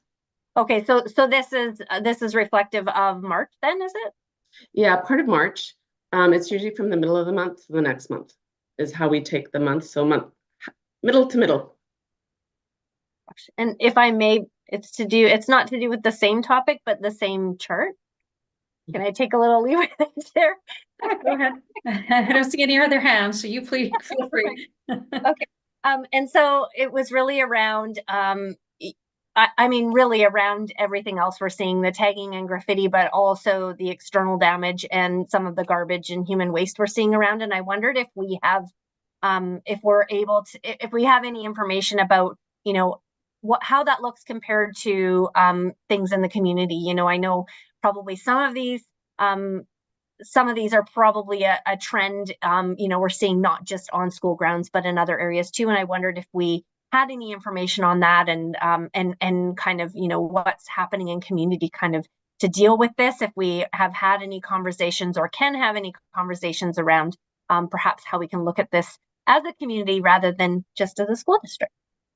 Yeah, good questions. I honestly would have to bring it back to the team to figure out who to ask in community to tell you the truth. I mean, we have municipal partners that I can definitely ask and kind of get their ideas. I mean, unfortunately, it's in areas that we would suspect this is occurring. The damage is occurring just from the way Victoria seems to be going these days. Yeah, I'll take it back and figure out what other information I can bring back to give it more of a context. I'm just not 100% sure. I appreciate that. I assumed you probably wouldn't. It was just one of those, it's a rhetorical question kind of, but curious. Thanks for that this late at night. Thank you, Trustee Kwan.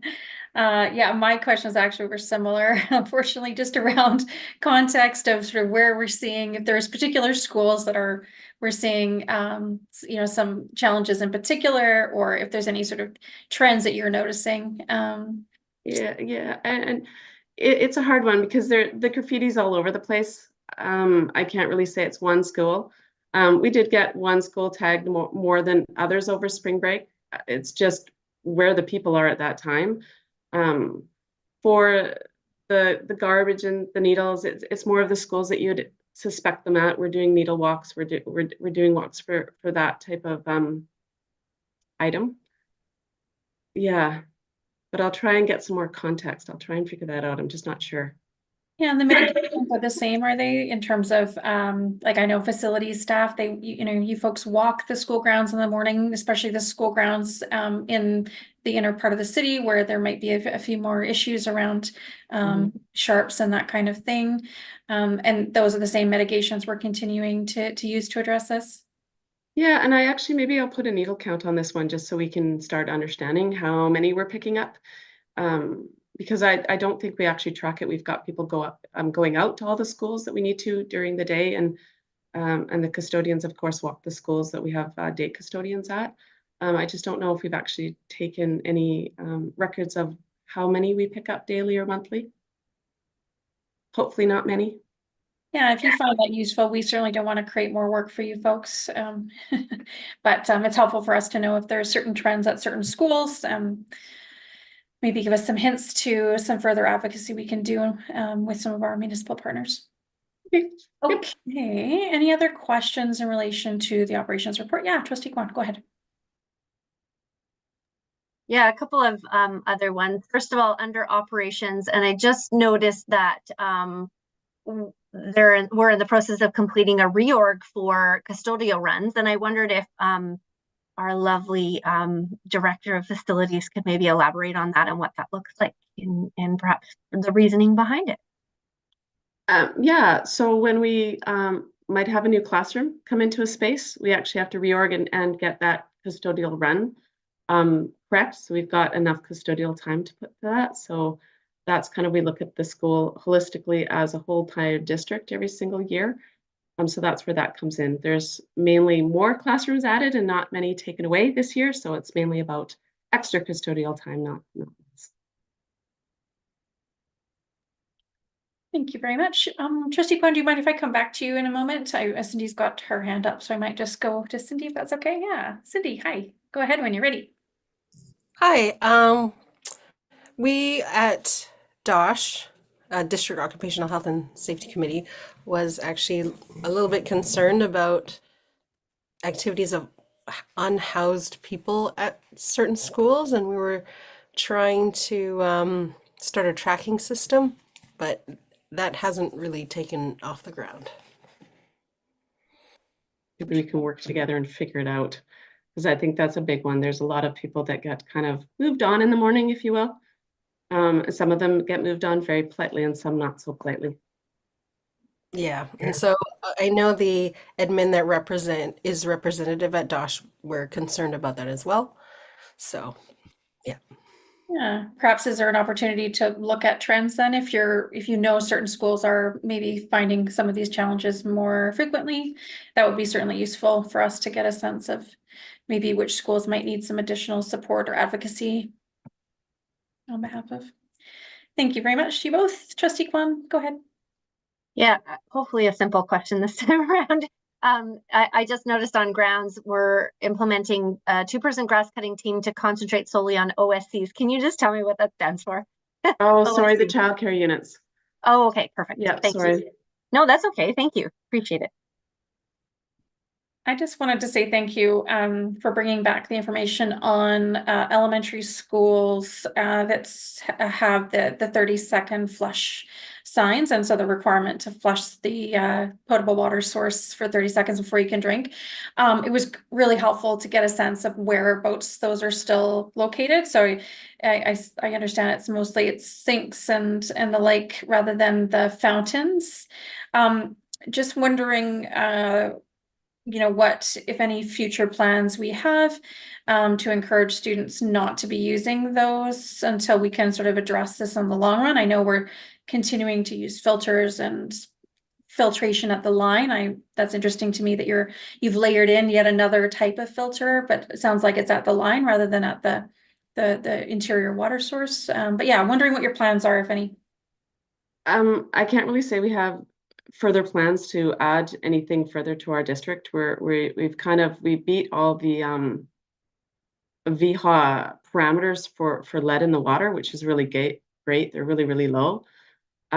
So there's not concerns that the students are getting or filling up their water bottles. It becomes more of an educational piece within the schools that, the students are to not fill up in a bathroom, they're to fill up at the water bottle filling station. So I think that reminder out to the schools every single year or every few months that the kids are encouraged to fill up their water bottles at water bottle filling stations. And we do have the judo filters on that do flush the system. They are all set to flush in the morning. So they do get this, they do get the standing flush out of the way, but there's still, yeah, I think there's still that education piece for students that will need to continue. Yeah, no, thank you. Yeah, I certainly see that as very, very important so that students are not having to, I know this with elementary school students is very challenging to get them to wait for 30 seconds, but equally I imagine it's quite tempting to just use the classroom sink to fill their water bottle rather than going down the hall to the fountain. But so yeah, that educational piece is so important. Mm-hmm. Anything else in terms of the operations update for this month? Okay, I don't see anything at their hand, so I'm going to move on again. Well, this one is also your item, Cedar Hill Middle School seismic project updates. Yeah, it's progressing. It's definitely progressing. So this month they're going to complete the electrical and mechanical underground installations. And then you're going to see the full concrete. We've only got half the concrete poured right now, so they'll finish the full concrete. The steel's on site, so they're going to start erecting the steel. So it's going to actually start looking like a building, which is going to be really, really exciting. So it's progressing. It's on schedule right now, which is, should have said that, knock on wood, it's on schedule. So it's progressing in the right direction. That's great to hear. Right, folks, trustees and partners around the table, do we have any questions about this Cedar Hill update? Some exciting progress. Glad to hear we're on schedule. I know there's a couple of new project risks identified that were not included in the PDR. I wonder if you can give us a bit of context for those, the extent of the risk, what exactly they entail. Let me just get to the memo here. I can be more specific. So it's, I think it's on page 2 of the memo here. no, page 3. So on page 93 of the packet. So the COVID impact on supply chain and procurement, not previously identified project risk, and also Saanich municipal unforeseen expenses, not previously identified as a project risk. Can you just sort of explain what the context is there and your assessment of like the nature of the risk in terms of the nature of the risk, I guess, to the board? Yeah, I guess with COVID supply chain, we're still seeing them, not as much as we did for the Vic High project, but there's still a risk that it's the construction market is booming. So whether or not they can get the trades on site is always a problem, and whether or not they can get, the materials on time. So the contractor is definitely working hard with their subcontractors to make sure that they've got everything kind of ready to go when they can. We've had some problems with contractor already, just with the team that was on site, and they quickly got another team that could keep the schedule going. So Yellow Ridge is definitely working hard to try and keep to the schedule and deal with all that. As far as Saanich's risks, at that time, we didn't have the full scope of what the offsite work would be doing, and the contract was still being worked out. So that's now fully signed. So the risk is lower. What they figured, the budget was actually less than what we actually thought. So Saanich is still paying 50% of that. So that risk is definitely down. I think our biggest risk right now is just workers on site, like every other project right now. Thank you for providing that added context. I'm relieved to know that it's in terms of the works that we're within budget. Yeah, me too. Thank you. Any other questions in relation to this report? Okay, I'm not seeing any, so I will move us back. Let me just bear with me a second.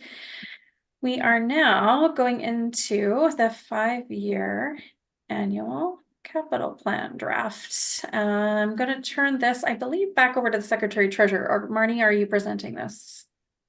I'm presenting, but I'm not quite sure how to share my screen when I've only got one screen. So let me see if I can manage to share it, and then I'll see how much I can. Can you guys see that? We can, yes, thank you. Okay. So let me start from this. Oh, sorry, just give me 2 seconds. I'm moving this weird thing up because I can't see what I'm doing. Okay, so the 5-year major capital plan. So this is what we submit to the ministry yearly.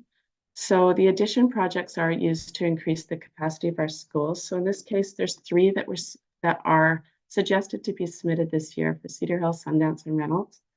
I don't know if people can recall, but in 2022, we actually had someone prepare an enrollment projection and capacity analysis for us. And all 3 of these schools were on this at time. This includes the local knowledge around that, all the housing projects that are going on in the areas. So the addition for Cedar Hill is a,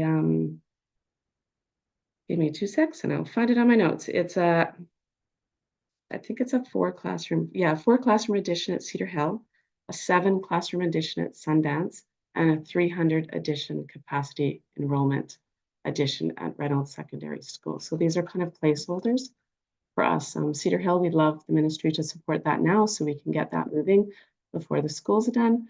Sundance, we're working on the PDR. So that's kind of a placeholder for the PDR. And then Reynolds, hopefully we'll get approval to start the PDR for that one. So those are where the additions are. I don't know how to, I gotta move it down. Hold off on questions, Marnie, until the end, or how did you want us to work either that? Or, whatever works for everybody.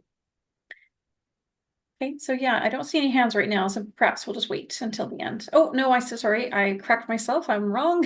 Trustee Kwan, go ahead. I was gonna hold my tongue, but I figure we've got this page up, so let's address it now. I just wondered how that plays into, because I see these are additions, and you explained about Cedar Hill, but Sundance and Reynolds, I know that we have perhaps some new builds, and how does that play into those builds as well? Yeah, it's more of a placeholder. So you'll notice when we get onto the seismic, I've got the full seismic replacement for Shoreline on there. And in the background, we're also doing a PDR. So we're working on the business case right now for Sundance, and it looks at all our options. It looks at a new school. It looks at an addition to the school. It just takes into account absolutely everything. So Sundance is pointing towards a full replacement. I just can't speak on that completely until the ministry approves it. And the PDR is completed too, that will help. And likewise, Marnie, we are also requesting a seismic upgrade at Reynolds as well. Yep. Yeah. So hopefully we get those rather than wasting money on addition when we could just get a new school. Hint, Exactly. Hint, hint. Exactly. No, that's what we're, yes, 100%. Yeah. Perfect. Okay. Thank you very much. I don't see any other hands unless I've missed anyone. So feel free to continue, Marnie, when you're ready. Okay. And then this is not, oh, there we go. Okay. Seismic. So I was referring to this. So these are our seismic projects that we've placed onto our capital plan. So like I said before, Shoreline Community School, we do have approval to work on the PDR, and we are starting that in the background. So that's kind of a placeholder. The same thing for Reynolds Secondary. We'll have to start the PDR to determine which direction we're going to go. Northridge, Vic West, Richmond, and Mackenzie. These are schools that have 3 H1 blocks or higher. And then there's a number of other ones that we could put on this, but at some point you need to stop, and we'll have lots of schools on here. So these are the suggested ones and the suggested priority. No questions. I see lots of head marks. This is the carbon neutral program. Sorry, Marnie, before we move on, there is a question or a comment from Trustee Painter, if you wouldn't mind. Yep. Trustee Painter, go ahead. Thank you, Chair. With respect to Shoreline, recognizing it's a placeholder and you're looking at all options, is one of those options the incorporation of Craigflower? Yeah, so you'll notice Craigflower is not on this. They've supported Craigflower and Shoreline to move forward with the PDR. So that's why you're not seeing Craigflower on this. It's already kind of supported in the background. So it's being taken off, and then we've got new placeholders.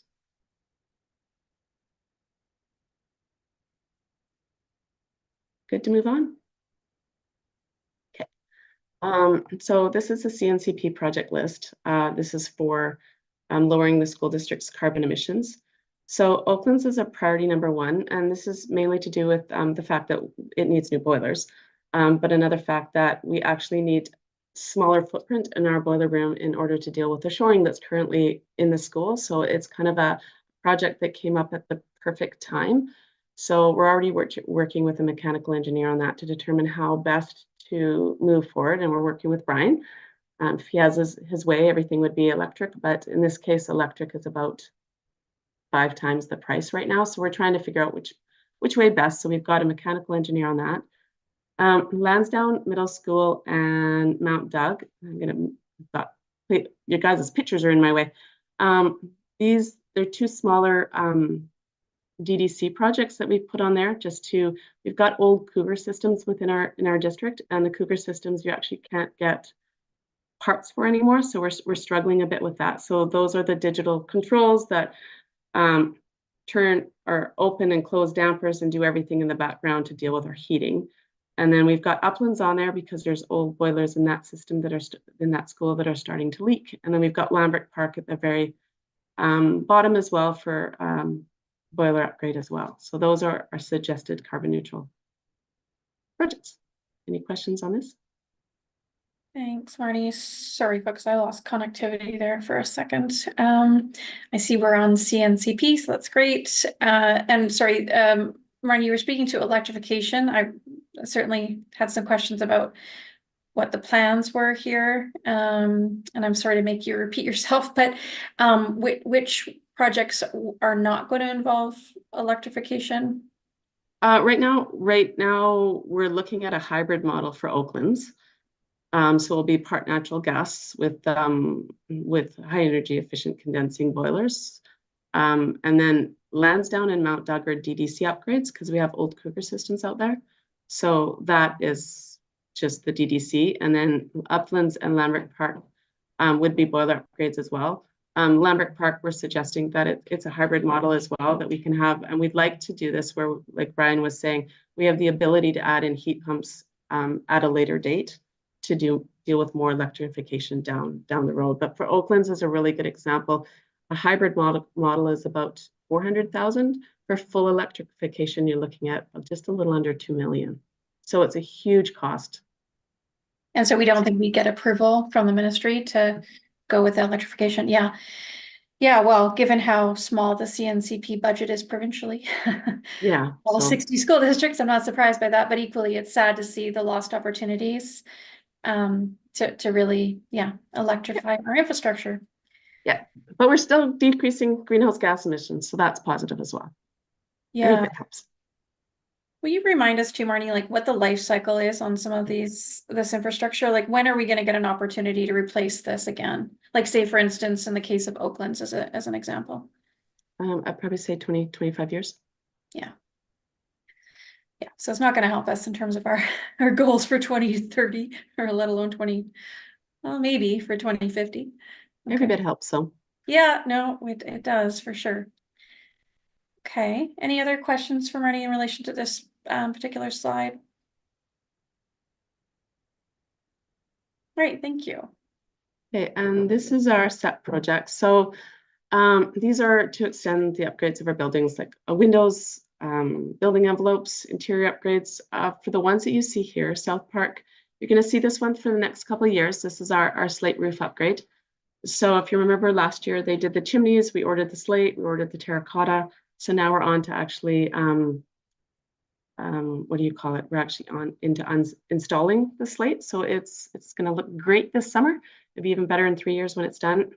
Marigold and Cloverdale, these are actually fire panel upgrades that we've got on here. Lambrick Park is a dust collector upgrade, and Spectrum is actually the gym floor replacements. So these are all placeholders. I don't think for the next 2 years we're going to get more than South Park, but you never know. Stars could align and we might get more. Any questions on these? Trustee Painter. I'm taking to heart your earlier comment about we could have lots of schools on the list, and these are the priorities. I was just wondering when we'll have a sense about Burnside and whether or not that might fit into, say, for example, school enhancement. Yeah, it's a hard question. Burnside is not considered an enrolling school. So whether or not the ministry will fund that, there's still discussions ongoing. I think the best thing that we could do right now is actually look at the repairs for Oaklands and how significant they're going to be, and then gauge what we need to do with Oaklands moving forward. We're looking at a plan. We're starting to talk to the structural engineers about if there's something we can install and to take down the shoring just to replace the shoring, so we're not paying the monthly fee for the shoring. So that's ongoing discussions. Or there's a different, maybe we can replace the windows instead. I'm not 100% sure how to answer you. We're still looking into it. So thank you, Josephine, for the question. So Marnie, could we just clarify then, like something like that, where we is the plan to kind of come to the next iteration of the next 5-year capital plan, or potentially amend this one to include that? Like, how do we sort of like get to the point of decision from the ministry? Is it through more informal conversations before we submit the plan? Yeah, in the case of Burnside, we had it as a renovation project, and we can definitely submit it as a renovation project again this coming year. From initial discussions, that because it's not an enrolling school, they wouldn't look favorably at funding it. So then it would come onto our SEP as a building envelope upgrade, and we'd have to look at getting that funded this way. But I think just because we're opening up Oaklands pretty soon and we're going to start the renovations in Oaklands, that will give us a really good sense of what we need to do at Burnside as well, just because of the same structure, same school, same age. So that would be my suggestion moving forward. We're not going to get it funded this year for sure. So leaving it for a year and doing some work behind the scenes isn't going to hurt the district. Got it. Yeah, thank you. Okay, so we're looking at the next iteration and hopefully have some insight as to the costs. Yeah, hopefully they're small. One can only dream. Thank you. Appreciate that. Okay, I'll move on to the next one. The next one is the fund program. So this is our playground replacement program. Unfortunately, we haven't had success in the last 2 years. So hopefully the ministry is listening to us tonight and they'll fund 1 or 2. We were really fortunate for a couple of years there. We were getting more than 1 funded a year. So right right now we've just kind of rolled it over, and these are the schools that are on the list for next year. Thank you. Any questions welcome. around this? Not seeing any. Whenever you're ready, Marnie, to continue. I think that's it. Ah, okay. Maybe I get to stop sharing somehow. I can figure. Yeah, I should have a stop share. There we go. There you go. Thank you very much. I don't know if you covered this when I lost connectivity, but the AFG is not, I didn't notice it here. Is that going to come later? Would you remember how that comes? Can I refer to the Secretary Treasurer? She's way better at this one, what comes on what plan and what date. Hey, that sounds good. We'll do. Secretary Treasurer, can you help me remember when the AFG funding and plan comes to the board?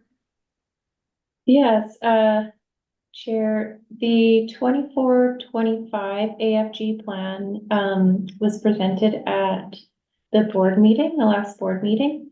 And that was being submitted, I believe, by May 15th, May 17th. So sometime this week, it would be submitted to the ministry. So we'll see the 25-26, which would be in line with the same timing of these capital projects this time next year. Okay, so in May next year. Okay, Yeah. got it. Or April. Okay. Okay, sounds good. Thank you very much. Okay, any other questions in relation to the annual 5-year capital plan draft? And again, the idea tonight was to bring it as early as possible, so there was more opportunity for some dialogue around what our priorities are and some of our stretches and our opportunities. Okay, I'm not seeing any other hands, so thank you, Marnie, very much for all the work that you and the team do, for helping us to plan and prioritize, and hopefully we get some good luck and we get some of these projects approved to move forward. All right, folks, we're now moving on. I don't believe we have any public disclosure of in-camera items this evening. However, we do have one item under new business, H1. And here we are again talking about climate, and we're going to talk about solar panels. So we do have a recommended motion that the Board of Education of School District Number 61 Greater Victoria direct the superintendent to work with the district's manager of energy to provide the Board of Education with a report detailing the cost, benefit, and feasibility of investing in solar panels at Mount Douglas Secondary and Victoria High School. So I know Brian Leslie did mention some ongoing or some work that's starting around solar and potential feasibility, some of the changes in cost and some of the opportunities that brings. And so really the intention here was just to look to get some of that work more formally started and then perhaps provide some recommendations to the board around what's possible. We know that there's some interest and some leadership locally at both high schools around solar panels and potentially some opportunities. Since we put the notice of motion on the board agenda around this, I've also had some folks reach out to say that there's also a lot of interest at Central Middle School to look at the potential feasibility for solar. So again, I'd be interested to hear from staff what you're hearing and what your plans are. But yeah, so first of all, would anyone like to move the motion? I get ahead of myself. I get excited talking about solar panels. Thank you, Trustee Kwan. Okay. So yeah, interested to hear some perspectives, thoughts around the table from my trustee colleagues, but also our partners here and staff who might have some thoughts and insights around this. So again, the intention was really to get the ball rolling and to start to formalize some of this work so that we could bring it back to the board and start to have some discussions about how we might want to focus our resources moving forward. Vanessa, go ahead whenever you're ready. Thank you, Chair. I say the sooner we start, the sooner we can carry on when it comes to solar. So let's get going. Yeah. Yeah, this would certainly help us, right, in our decision making, getting this kind of feedback and guidance from staff.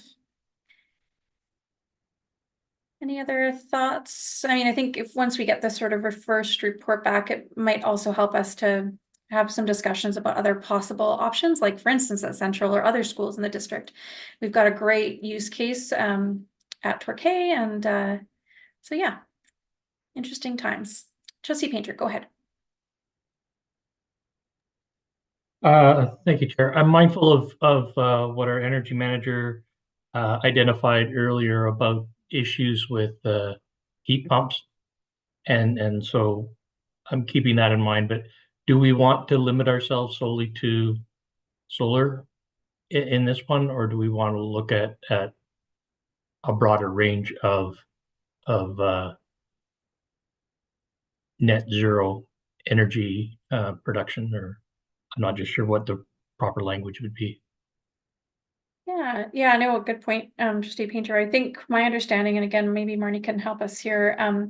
My understanding is that there's already kind of quite a lot of analysis that's been done around potential electrification, or a sort of ongoing work that's being done, and potential for heat pumps or heat recovery units and so on, but less so around solar. But I do know that there is some work going on around solar, but this would really just formalize that. So the intention here was really for us to be focused on solar. Not to say that the rest isn't important, but I just know that there's more work going on already as a sort of matter of course around the other options.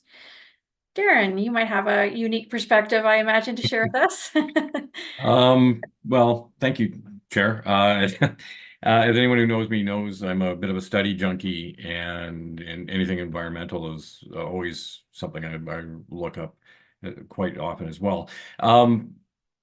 As with most energy savings and whatnot, I would suggest not looking at things as strictly a solar issue or a heat pump issue, or geothermal or all the rest. They are all interconnected. And some of those systems can be run through high efficiency or low usage electrical, which could be provided by solar, which could run a different system.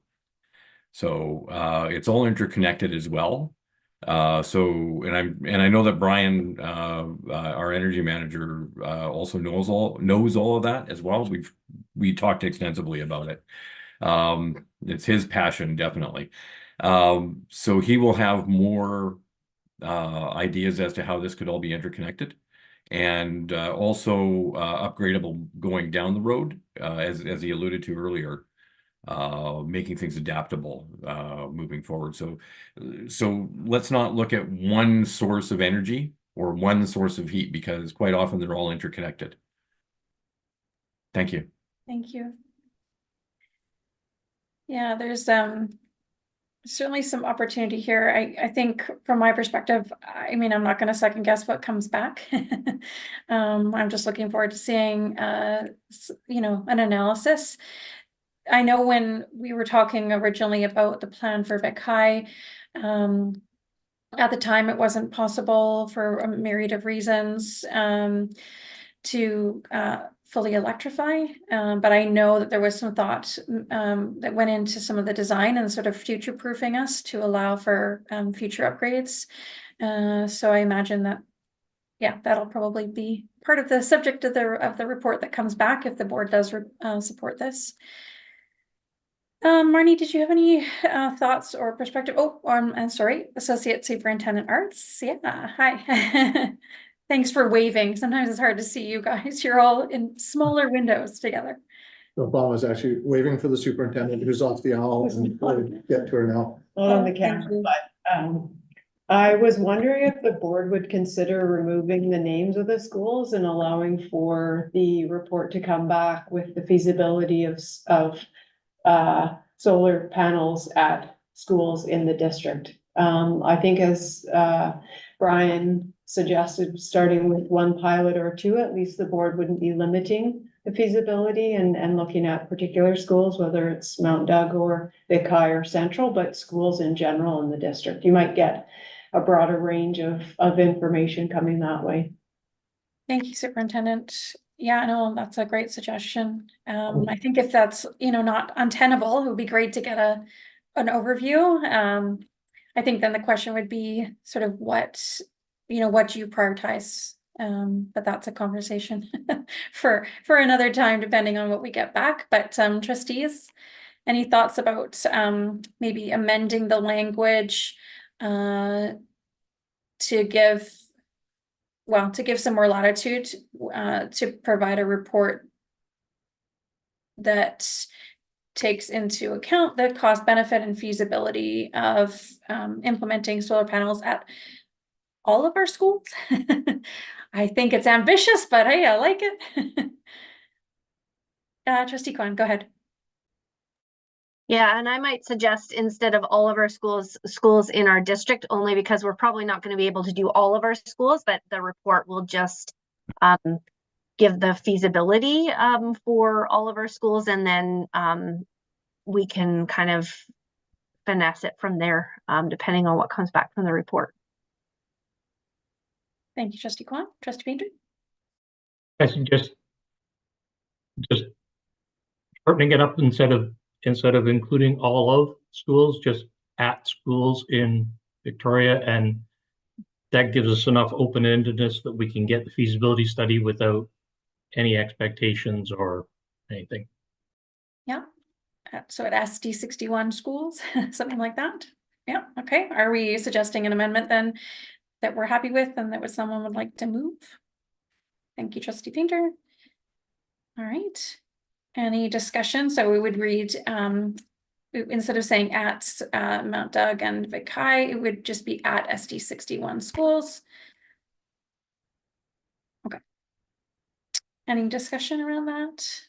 So just bringing more opportunity to look at more schools. Okay. All right. I want to call the question then on the amendment to the motion. All those in favor of the amendment, the show of hands. That's unanimous. Thank you, trustees.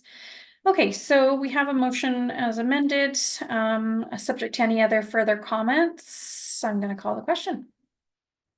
All right, all those in favor of the motion is now amended. And that is unanimous. Okay, thank you, trustees, and thanks everyone for your comments. We look forward, Superintendent, to hearing back in due course. All right, so we don't have any notice of motions as far as I'm aware, no general announcements. And so that brings us to that special time. A motion, oh, sorry. Shauna, did you have an announcement? I don't. Sorry, I've got a new laptop, and if I go out, I can't get my picture back on. I'm newer to this and I may be out of order. I do have something a correction I need to make, so this probably isn't the right time, or is it? Strictly speaking, probably not. Okay. Is there a time after? Yeah, I know. Okay. If you had something you wanted to clarify, why don't you just drop us an email, just maybe to myself and the superintendent, and then we'll make sure that trustees get that. Okay. All right. Thanks. Thank you. Okay, folks. So that, yeah, we are at that time, at adjournment time. Thank you everybody for your time this evening. Trustees, may I have a mover to approve our adjournment?